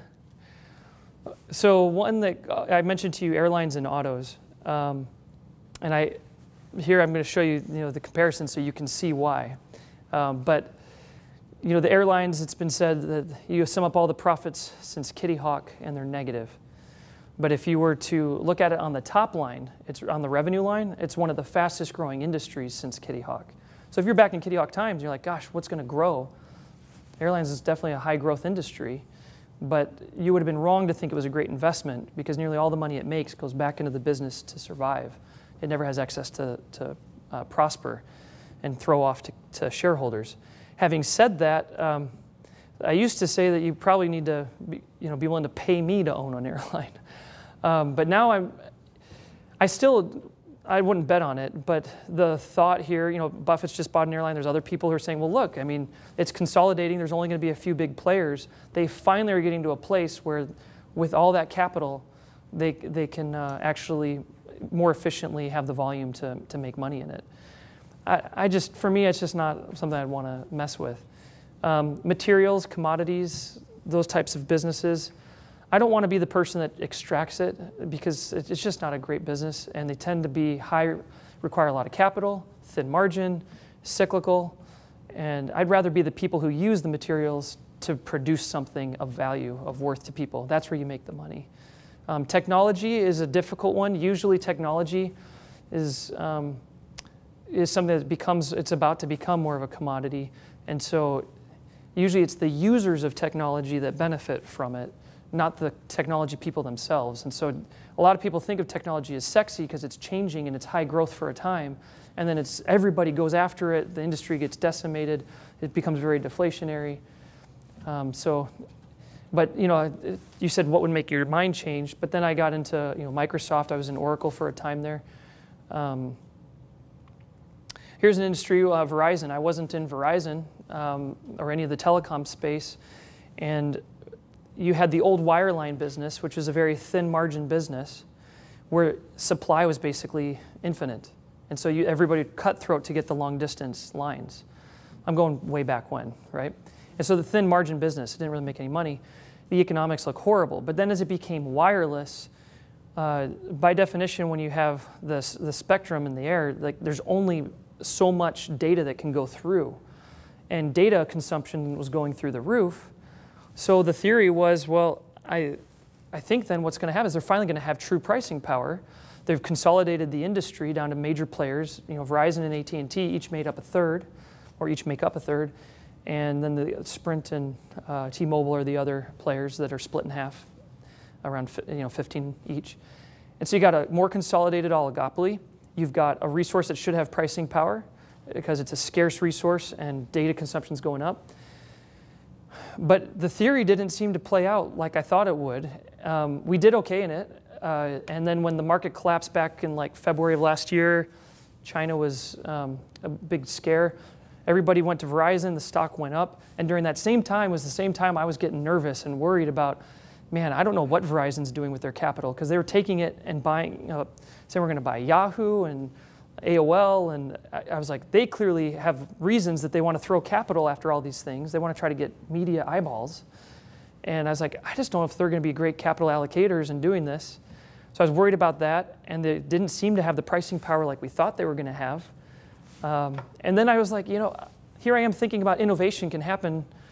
Well, who's to say 10 years from now that this is still the way we use phones? I don't know. And then what if it gets leapfrogged, all this capital, and then it becomes worthless?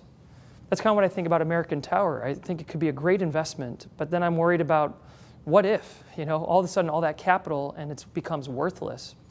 American Tower is who all of the signals go through. It's like a toll taker on all those signals. But, and then on top of that, they're leveraged to the hilt. So if it doesn't work out, then boom, you're wiped out, you're gone. Whereas if you're in another business where you still have the equity and it doesn't do so well, you can still get out of it. So, sorry, I just rambling thoughts. Yeah. I have a question kind of about your firm. You talked about how you left your dad's firm because your minimum was too high and you started your own. What's your vision for YCG 5, 10 years from now? And do you think you'll ever raise your minimum, or where do you want to go? So we started with a minimum of 500,000. I believe that's still what's advertised, but the majority of our clients are 1 to 5 million. I think we have about maybe 75, 80 households. I'm not really sure of the number, but about that, and most of them are kind of 1 to 5 million. And what I will say is that after building up the separate account business, I started to recognize the headache that my dad was talking about. And it wasn't with the people, because I love, this is what I love to do. And so I can go and talk about these things with clients and then help their goals be met. I had one client who called me when things were going wrong and in the 08-09 period and said, gosh, thank you, I could still stay home as a single mom because of the way you were able to protect, and we got back to even pretty quick. And she's like, man, I'm just so grateful. And that's rewarding to be in a business where it began, it was more, my younger self was, it was the competition. And I loved the, so let me give you just a little bit of history about me quickly here. When I was younger, my dad would say, if you saved $100, I'll double it for you, and then I'll invest it. But I never got to see what he did when he invested it. But I knew I'd get the instant double. So I'm like this little kid, I'm not kidding, like 5, 6, 7, 8, 9, 10 years old, and I'm not even buying gum or a cassette, those old cassettes. I just wouldn't buy stuff because I was like, I got to buy a house for my wife one day. And so I'd save up, and then I'd get the $100, and then I'd give it to him. And then when in 1997 is when I graduated high school. Then he shows me the portfolio, and he's like, this is what you've saved up. And I was like, oh my goodness. And that was exciting to me. I garnered this bug of like, look what happens. Now, granted, it was probably a bull market in the 90s that helped that a little bit. But I knew I had a bug. Then I went and I served a 2-year mission for the Church of Jesus Christ of Latter-day Saints. I came back, and my dad, because I did have the opportunity to do a little bit of portfolio management early on when I graduated. He said, this is your portfolio, take care of it. I was like, oh my gosh, I'm so scared, I don't know what to do. He's like, no, you do. We've talked about this ever since you were little. And I'm not kidding when I say that. I memean, I'm 5 years old, and I remember vividly, I put this one on the website, where I was on a vacation in California, and he went to a toll, those old payphones, and he placed an order to buy Clorox. and starts telling me about why he's buying Clorox. I had no idea what he was talking about, but that's what, he just would do that with you. I remember in first, second, or third grade, I just remember being in elementary school and him talking to me about Johnson & Johnson and why he's buying that, and Ralston Purina and Bill Sturritz. And so these things were all part that helped make me up to be like, gosh, I enjoy hearing these things. Then I saw the money and I was like, gosh, I want to make the money. Then I got back from my mission. He's like, you're in charge, go to it. And I was really scared, but he's like, I'm not pulling the trigger anymore. Like, you know what to do. You're in charge. So then I'm begging my brother, Steve, please tell me what to do. Teach me, and it took a while, but you just start managing money. And then I was like, I remember being in business school, and I'm sitting there. This is like, I think it was 2002 maybe. I'm getting my MBA, so earlier my wife and I were talking, and I was like, I'm pretty sure, investing is what I want to go into, but I didn't feel good about the feeling that it was just a shoo-in.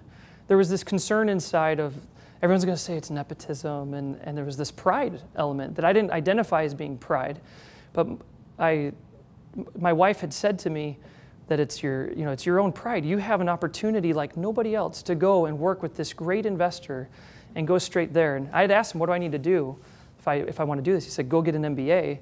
He's like, you can work for me right away, but you'd be janitor, And he's like, but if you want to come and be a portfolio manager, go get an MBA. So that's what I did. Okay, I'm going to work on this MBA.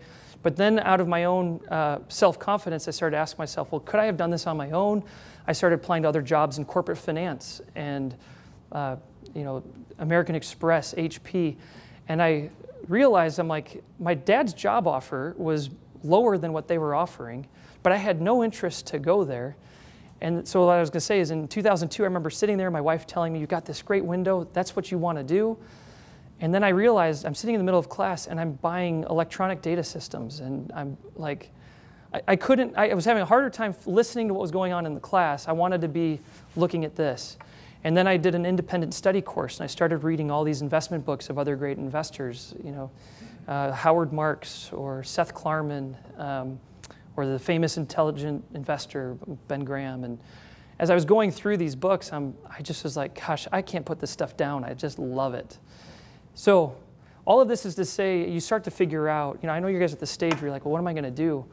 Figure out what you really, just experiment and try different things and find out what you are like, I can't stop thinking about it, or I can't stop wanting to read it or look at it or work on it. And so then I got into the industry for that. Then after that competitive nature of wanting to be able to identify the businesses and watch it grow and turn into more money, it was like playing the lemonade stand game or something, I then started to realize that the true joy comes from serving other people. And so that's why I wanted to do the separate account business. Now, that's a long way of getting to your real question of, so what's the future? The headache is that I can only have so many clients before it becomes difficult to where you need to now start hiring more people and then I become a manager of people. And so the big crossroad question that hasn't really been decided is, are we going to hire more people over time as the separate account business has been growing more and more, even though we're not marketing or trying to. So I thought of the mutual fund as a very simple way to grow. It's something I knew and was familiar with, and I could grow it easily. And that would be the growth engine, while I still had the valuable experience and joy that comes from serving people directly. But I don't have an answer as to whether or not we're going to hire more people to then I'd need to have someone who manages those people. I don't know that I want to become a people manager. I think Buffett, though, has been genius in the way he does it. There's that book, The Real Warren Buffett, and it talks more about not his investment style, but his management style. And his key was finding people who are so motivated that you can let them spread their wings and grow. You don't need to micromanage. And that's a key. We all value our agency, our ability to choose, and our freedom. And if you can find someone who's intense in what you want them to work on, you don't need to manage. It'll just happen naturally. So I lean towards thinking if I can find the right people to put on the bus, we'll probably allow that business to keep growing.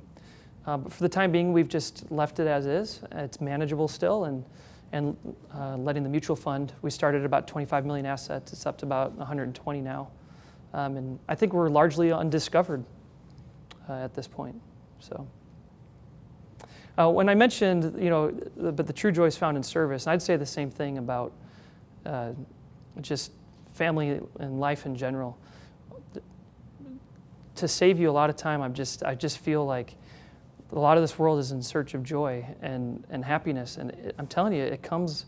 There's only 3 things you take with you into the next life, and that's your knowledge, it's your character of who you're becoming, and then it's your relationships. And I feel like that's where the true joy comes from, is working on your character and increasing knowledge and family relationships, and then building that with the whole human race. But that's where I love making money. I love doing the investing, but I've found that the lasting and true joy comes from serving and relationships. Yeah. So what do you recommend for people who are young like us and want to invest but can't meet a minimum yet? Well, from one simple thing, you got Robinhood app. There's this app so with Robinhood, they have no commissions, and you can just put it in there, and all you need is a little bit, and you could buy a single share of stuff and get going on that. So I'd say, I'm not trying to make a plug for Robinhood, but there are technologies that allow you to get in for very cheap. And then of course, mutual funds are a great way. I'm not making a plug for any particular fund. I really mean that I'm not. I will tell you though that I eat my own cooking. I mean, I have 100% of my assets aligned with this strategy. All my kids are in there, and siblings. My brother Steve's not in the fund, but of course he manages the Yacktman Funds. So, but the other siblings. So we have. I really believe in what we're doing, but put our fund aside. Like, just look at all these other. There's funds who follow certain principles. If they follow these same principles, then I'd be looking for a good mutual fund that follows these principles that allows you to get in and immediately diversify. So you don't have to worry about taking time on the stock picking. I'm going to go to here, yeah. Well, you took my easy question. I was going to ask you what your favorite part of your job was, but you've said it, serving people. So I'm going to ask a question that's not quite as easy. Has there ever been a time when your last name being so well known has made things more difficult? Certainly. So it's been both ways. We've had where we've gone around to different financial advisors across the country, and we've let them know about what we do, and then they say, well, why wouldn't I just invest with Big Papa Bear? And that's what they do. So it has been difficult in that regard. But in the other sense, it's also been I recognize it's the biggest blessing that's ever happened. The name did everything. So when I left Yacktman, I asked both my brother and my father, I said, can I use the Yacktman name to cut through the noise? Because that's the only way I'm going to be able to cut through the noise and have people find me. And they said, well, yeah, of course, it's your last name, So I put Yacktman on the door initially to start the business, and it was called Yacktman Capital Group. That's where the YCG came from. And we had, my dad would go on CNBC, and we literally had several people call us up who said, hey, I saw your dad on CNBC. I see that he's done this, but his minimum's massive. You seem to have similar strategy. And so that's really, in large part, how we started the business. And then those clients referred other clients, and it was a snowball effect. So to me, that's been the biggest blessing. I recognize I wouldn't be where I am if it wasn't for my father. And both my father and my brother helped to build what became the Yacktman name. So I'm extremely grateful to them both. Yeah. So you mentioned Steve several times now. Who's the better investor, you or Steve? Can you plead the fifth, or how do you say it? I think Steve's one of the best analysts out there. I really do. He's a brilliant guy. I think what's difficult for him is the size of the portfolios that he's managing. It becomes like moving a Titanic in a bathtub. So, but I guess I don't, it's not something that I dwell on. I just focus on doing what I do and doing the best I can. Yeah. I'm more interested in like how you started your own business, and I just want to ask like what sort of challenges did branching out on your own bring up, and how did you handle them? So assuming that there were. There were challenges for sure. There's a couple things that come to my mind about that. So one is, so when I started, I'm at a Lutheran University, so I think I can comfortably talk about prayer. I got on my knees, and I just was like, I had felt like I knew that there's been many times in my life where I've had specific prayers answered. So I got on my knees and said, guide me and help me know who I can't do this alone.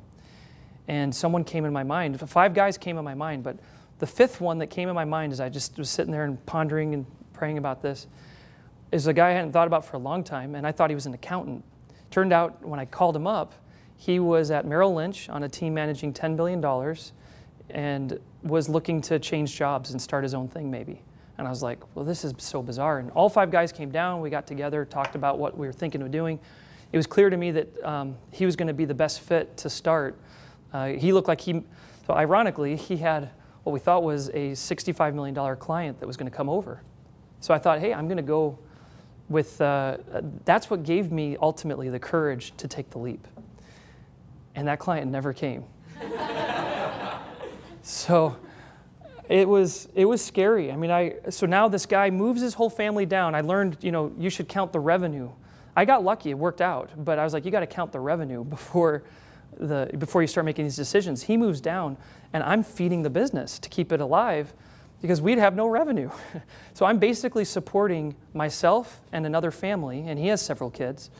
And I'm like, I'm the cause that made him, he's given up his cush Merrill Lynch job to come here. I'm like, we've got to succeed. And I'm watching my account just dwindle and dwindle. And so now, again, being prayerful on this one, what comes to my mind again is I was getting worried about it, and I was pleading about, like, I need some help and to make it through.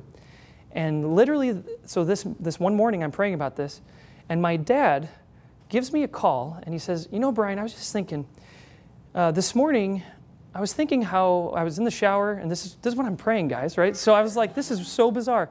He goes, I was thinking about, I've got this really low borrow rate at Charles Schwab, and you have a mortgage, right? And you're probably paying like, back then I think it was like close to 5% or whatever. He's like, I was thinking, why would you do that? Why don't you let me lend you money and you could borrow it it was like 1.5% or whatever it was because he had such a low margin rate.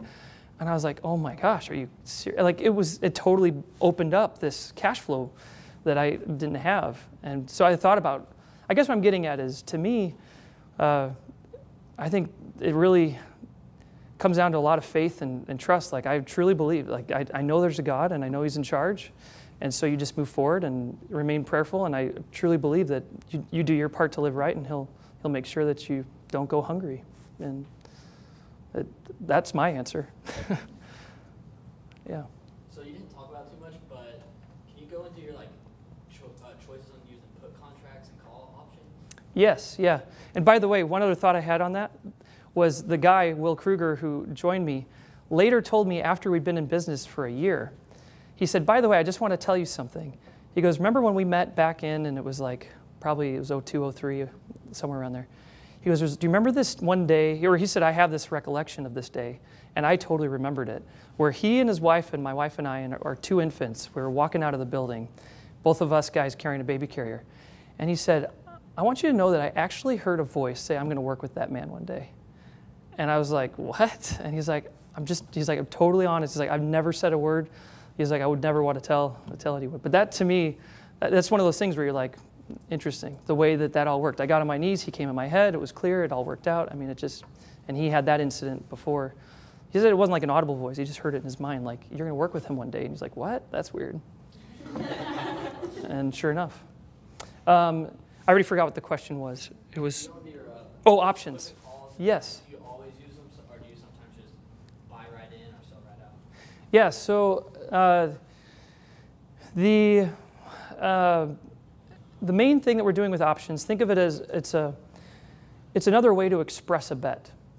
So we didn't get into it here, and it looks like, I mean, I could go longer actually, I suppose, and show you some of these slides, but what we do is we calculate a forward rate of return on a stock.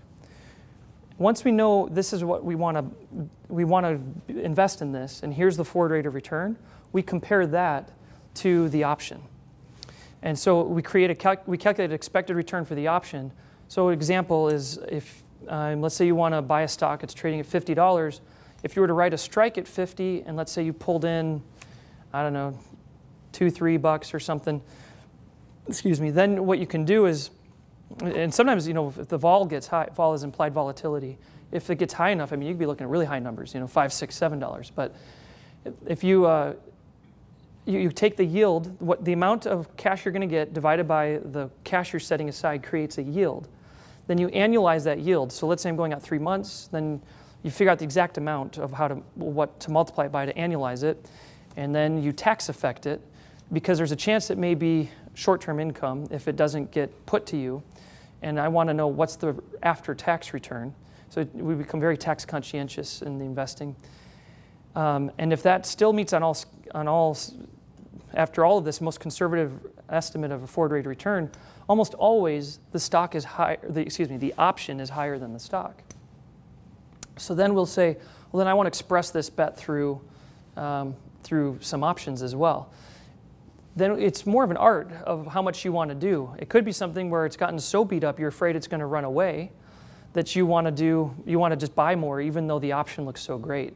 It could be that it's gotten beaten up and you're kind of scared it could get beat up a lot more, so you do more heavy options, and that acts as like a margin of safety that protects you on the downside, so that you now have pulled in cash. Let's say it's at 50, you pulled in $5. If the stock goes to 45, you're fine. I mean, all the way down to there. If it goes below 45, keep in mind, you were going to buy it at 50 anyways. This just provided a $5 cushion on your way in. So it could be a way to express the bet. GMO did a study that showed writers of options tend to make more money than owners of the underlying equity. And that's because I think it comes back to those same things we talked about before of human nature. People want to make a quick buck.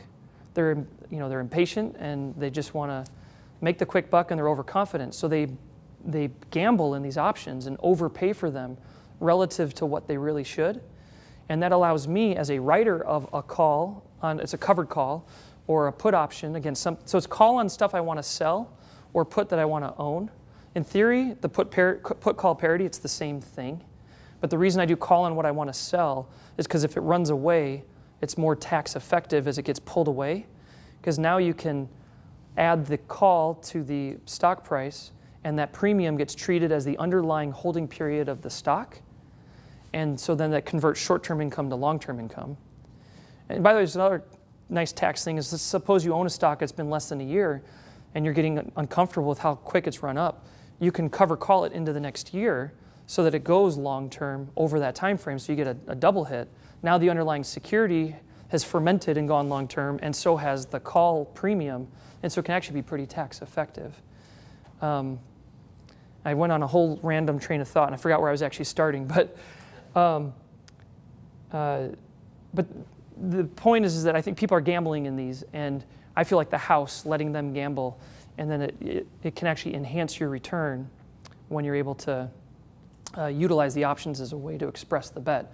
Because in theory, you could just keep writing them over and over and over and over forever, and they should pull in more if the analysis shows that, and it often does. But I also recognize sometimes the stock just runs up. The Achilles heel is you write a put against something you really want to own, and then the stock takes off to the races. You're like, I got $2, whoop-de-doo, and I wish that I had bought the stock. So you want to kind of balance that. But on the whole, it's kind of like putting in limit orders. I put a limit order of what I want to buy, and I get paid for it. I put a limit order in on what I want to sell, and I get paid for it. And so you're getting, on the upside, if it runs away from you, you would have sold anyway, but I sold out at a higher price. If it comes down, I probably still want to own it. So on the call side, I'm pretty indifferent. On the buy side, if it gets put to me, then I was going to buy it anyway, so it's not so bad I got in at a lower price. But if it runs away from me, that's the Achilles heel. That's the bummer. So. Does your dad use a similar option enhancement strategy? And if so, or not, what are the differences? They do not, and it's because they're too large. They can't. But they did use it for a time in the Yacktman Focus Fund, but they're way too large. Yeah. So going right back to that being way too large, one of the topics we talked about in our class a month or two ago was that we had bought and sold Coke. And we were posed the question, well, Warren Buffett also bought Coke, but he hasn't sold it. Why would we sell it when Warren Buffett doesn't sell it? And our argument was that it takes a lot more to move a big company like Warren's, and it takes, and the tax consequences for him are a lot more. I think if I was in Buffett's shoes, I'd be thinking his problem is there's so much capital, where do you put it? And so he's just having, I think, a hard time. I'd rather own Coke than cash. And he's being forced to now buy into more bigger, like capital-intensive businesses like the railroads and utilities per person around the globe. But in the US, it's like 400. And in places like India and China, it's, I don't know, 40, 50, I'm not sure what the number is. But it's much lower, and as they become wealthier, they can get these drinks as well, so volumes will go up. And imagine just a little bit of growth in India and China, where their populations are 4 to 5 times the size of the US, is a big growth to the bottom line of Coke. But part of the problem is that they've transitioned to more stills. They're more than 30% now in stills. I think that the margins have thinned on those drinks, and so they haven't been able to. It's just it's not working out like I hoped. I think that eventually you're still going to have that multinational growth, and they are like a distributor of liquid to the world. And so as the world becomes wealthier and they are able to get these, I think that they can take whatever people want to consume and just boom, they can overpay for it, but then run it through their distribution and make money. So there's positives to the business. I was interested to see that when sales tax hit, it did seem to affect volumes initially, but then it seemed to come back. So I still think the jury's out on how much taxing soda consumption is going to affect consumption. I don't know how much of it's an inelastic good or not. But anyway, long way of saying Coke is one of those that I'm just not sure where it's exactly how it's headed, but they're good. There's great positives, there's some negatives, and on the whole, we have a small piece of it, but I think it trades a little bit of a premium relative to what it should, given the growth that it's experienced. So with your firm being $450 million in assets, and I think your dad's being $30 billion, what are some opportunities, strategies that your firm can use that he can't, and what are some problems that come with being smaller? Okay. I don't know that I've thought of there being a disadvantage to being smaller. Maybe part of it is because I don't know what the advantage is of being huge. Haven't been there yet. Because I would think that one of the things I notice is that as they get bigger, they get more attention from CEOs and stuff coming through the door. That could be a positive thing. It could also maybe be a distractor. I don't know. I don't know what that's like. Because oftentimes they'll tell you what they want you to hear and not what you need to know or understand. But the an example of like where it helps on the downside. So we have a stock MSCI, and MSCI is one that I told my dad about. And at the time I think it was like a $3 billion market cap maybe. And I thought for sure that'd be large enough for him to be a part of. So what had happened was Vanguard made up about 10% of their earnings, and then they went and defected to FTSE as their provider. And so the MSCI stock got hit about 30%. And what's interesting is, so Elliot, who I work with, that same day, we both went into the office, and he says to me, I think I'm hot on a trail, hot on this new stock, And I said to him, oh, cool. I was like, well, one that I was thinking we should take a look at is MSCI. He's like, that's the one I was just looking at. And you start to have similar ways of looking at things, and anyway. So as we did the analysis on this thing, point was 10% of their earnings we estimated was made up by Vanguard, but the stock's hit by 30. Why? Because there's the concern that maybe more people leave too, or maybe that their margins will get compressed in order to keep their current book of business. But we felt, and just doing a little bit of scuttlebutt, talking to other people in the industry and reading up on it, we felt like there was written into pension contracts for many years of these institutions, and they hire these managers and they write up and benchmark against MSCI. It seems like this MSCI is truly the gold standard in the international indice world. That wasn't going to go anywhere. And so it gave us comfort. I ran through these metrics with my dad on the phone, and I just was telling him about, because I was excited. I talk to my dad about stuff all the time. He's my dad, and this is what we talk about. And he's like, man, it does sound really like a table pounder. And he's like, so, he goes, what's the market cap? And I was like, $3 billion. And he's like, oh, we could never touch that. He's like, it'd take us months to get in. He's like, first of all, the size of the company, you can only get, I'd have to run through the math in my head, but probably a 2% position. You mentioned, let's see, well, if it's $3 billion, I won't go through the math right now. The point is you can only get a small sliver, and then it would take months to get that sliver. So it's a huge advantage to be able to capitalize on things. Having said that, you look at our portfolio right now, and most of the things that we feel comfortable in finding value in is a lot of multinational, massive stuff. So I feel like we got a bunch of arrows in our quiver where we could use, but we haven't needed to. But that's a prime example of one where an MSCI has been a great performer for us. I think bought less than $30 a share. There was a buyout offer, or it was a fake one, but it got up to over $110 a share last week. And this is several years later, but great compounder of business. So, yeah. I'll go, sorry, he went first. Sorry. I was wondering if you could talk a little bit about portfolio management. Mentioned it earlier, but obviously with the mutual fund, it might be a little easier because it's one pool. But can you just talk about the difficulties with separately managed accounts, and do you try and make those all identical, and how you deal with cash flows in, cash flows out from the separate accounts? Yeah. And then also maybe you can talk about just how many positions you'll usually have in a portfolio and how you size them. Okay. So the first question, what helps is when you have a brilliant brother. So my brother Michael Yacktman works with us, and he reads like 1,000 words a minute, 90% comprehension. The guy's brilliant. And he came in and he basically created our software, and it's just a Microsoft Excel spreadsheet. This is an example of the power of Excel. I got all these spreadsheets. I would never stop buying my Microsoft Excel because I need to look at these files, So think of that pricing power of that office business.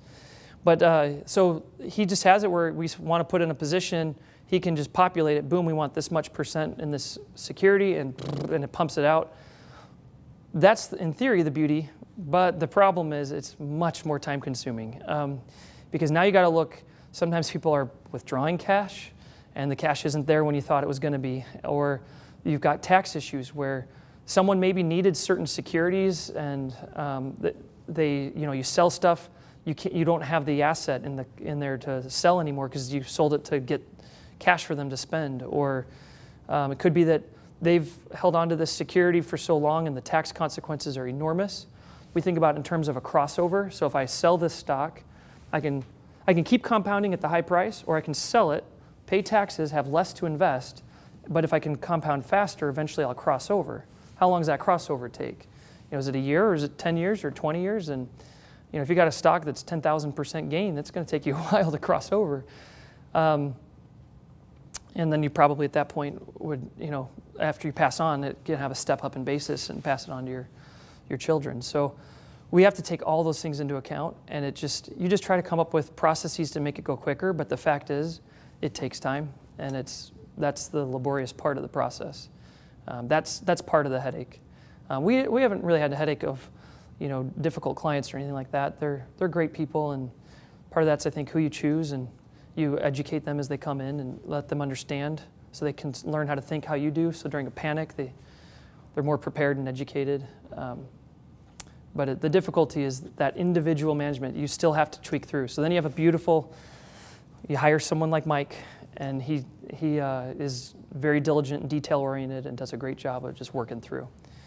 As far as specifics, we tend to hold, 20 to 30 businesses, so I'd say 25 businesses.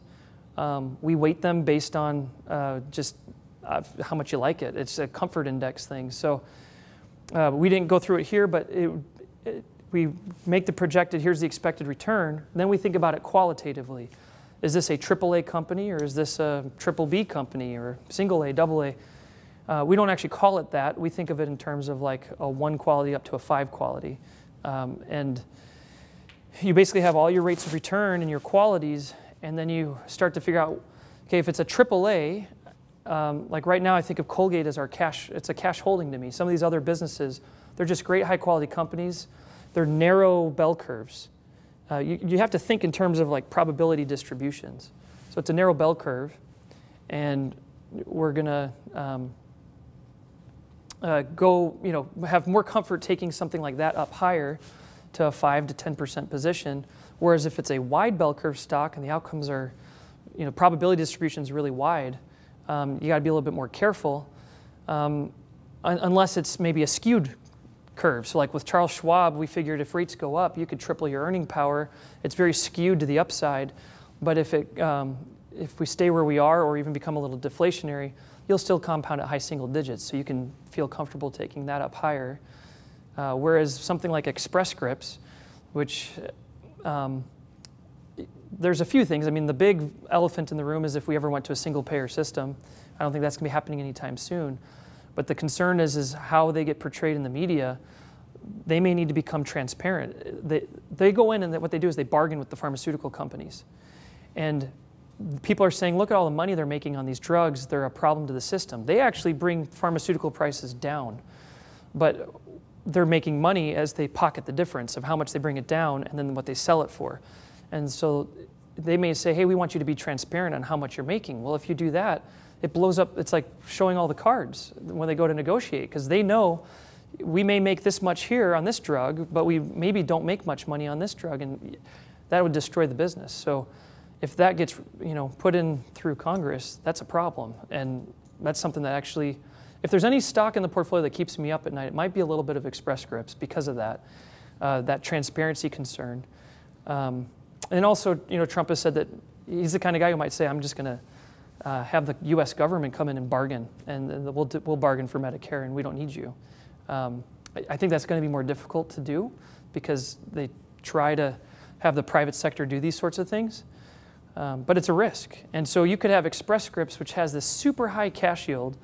I call it shareholder yield. So the shareholder yield is how much. I feel like I should go through some of these slides because I feel like I keep trying to explain it, and I can't really explain without.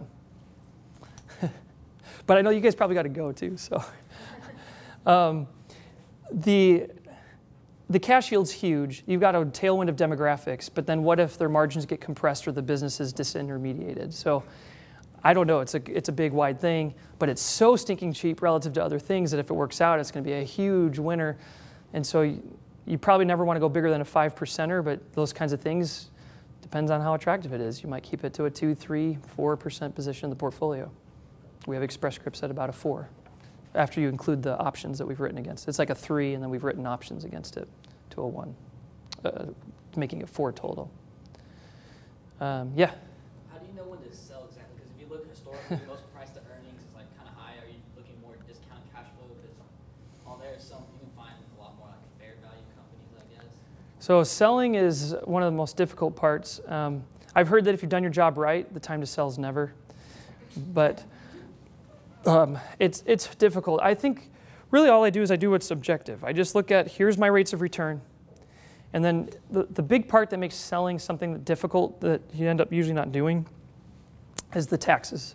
It's not the transaction cost these days. That's minimal. It's the taxes. And so shifting capital around can get pricey because now if you keep it invested, you're earning money on Uncle Sam's money. And that's the beauty of Berkshire Hathaway stock. I mean, that's added probably 1% or 2% to its compounding power over time. And that 1.5% or so, that adds up. So all I do is I'm looking at those forward rates of return, and I'm saying, where would I want to put the capital? But if it's not that big of a difference and it doesn't account for the taxes, I just stay put. And then if I see that, hey, the spread is wide enough, it makes sense, then I just rotate into something else, either a new opportunity or one that's already in the portfolio. And then the last reason you sell is because you make a mistake. And if you guys got another few hours, I could go through some of our mistakes. Yeah. So would you say that in this financial market, since we are so expensive, not necessarily value, but it's just difficult to rationalize taking on the tax consequences of selling and buying into a new company? Yeah, I mean, that's in large part, yeah. It's tricky. I'm having a hard time just buying businesses in general right now. It's tough. I was glad to see Nike came down so we could buy some Nike. Express Scripts has gotten cheaper, so we've been buying that. But it's difficult to find things right now. Just a few months ago, we established a new position in Moody's. But none of these are like super table pounders where I'm like, I can't wait, this is amazing. We've been looking at some of the biotechs.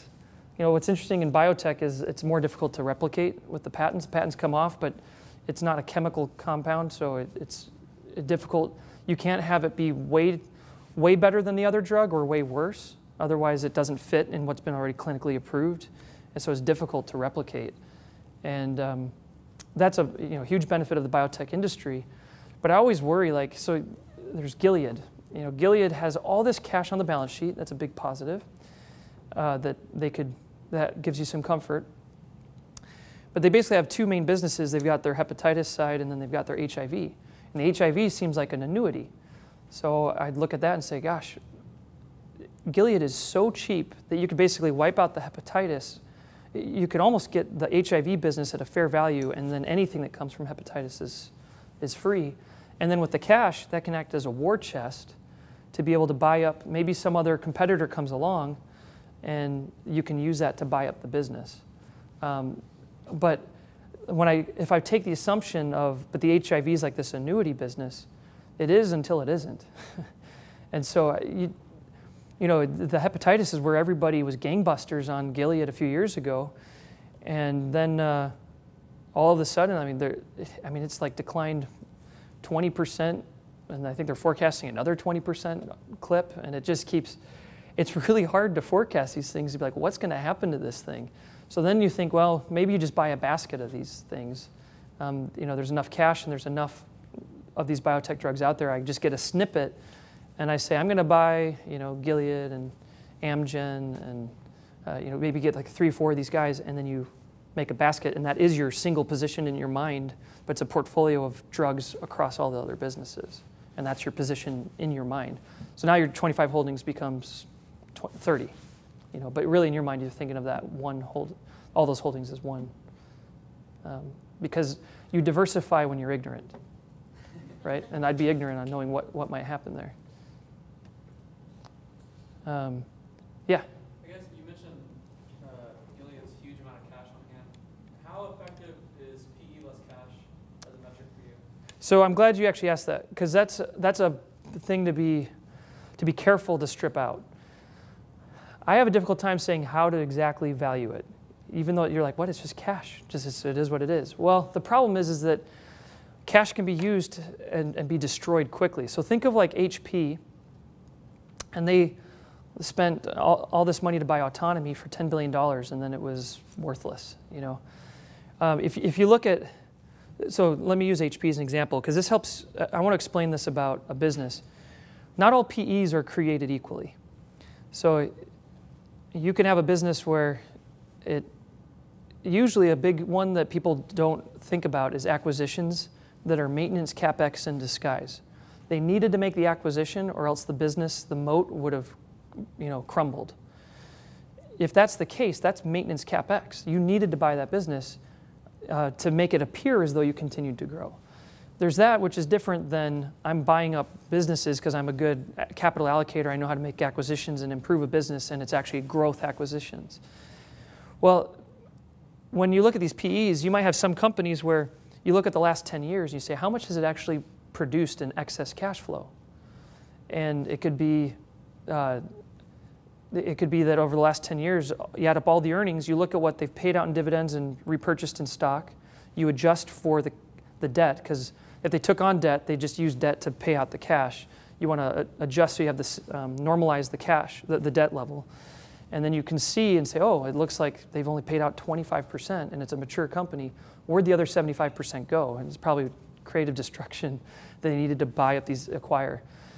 Now, so what I'm getting at here is I had a client once, I vividly remember him saying, you know, you guys have Procter & Gamble at 20 times earnings, or Colgate, and you have HP, you don't own HP, which is at like 10 times earnings. And he's like, why? You know, it's obviously half off and you look for value.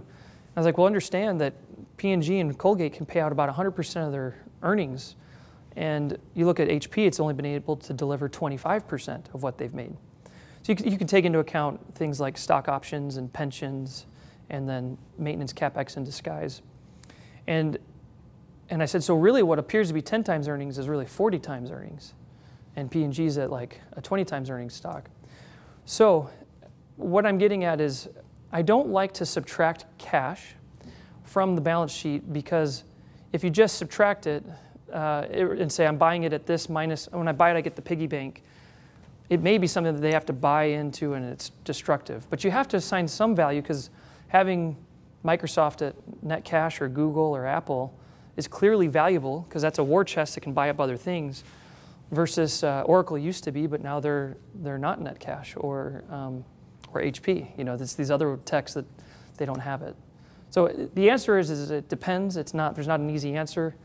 You look at capital allocation and try to see what they've been doing with their money. We have one last question. Yeah. When you were still with your dad and he kind of gave you full reign and he said it's your turn now, how did you get comfortable with pulling the trigger on something and actually buying the stock?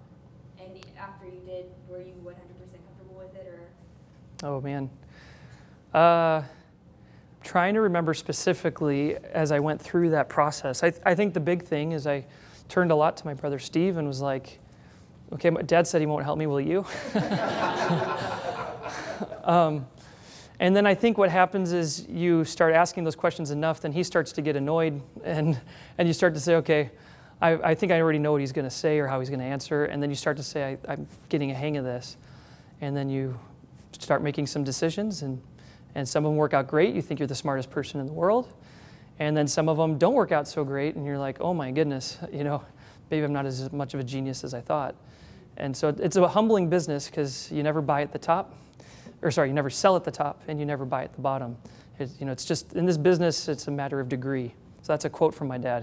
He's like, everyone in this business is wrong. It's just a matter of degree. On that note, why don't we give Brian a big round of applause? Thank you. Thank you very much. Brian, as a small token of our appreciation, two things. Number one, a very limited edition Bulldog Investment Company shirt. Your father doesn't even have one of these. Oh, nice. I think you'll recognize the quote on the back. I hope that will find a good home. I do recognize. And thank you. Secondly, in honor of your time here, I recognize time is money, and it's a pleasure for us to host you on a Friday afternoon. How big of a check? We will be giving scholarships in your honor to the top performing students in our program next semester. Wow. So thank you very much for inspiring that. Yeah, appreciate that. Let's give them a round. Thank you. For more information, please visit tlu.edu.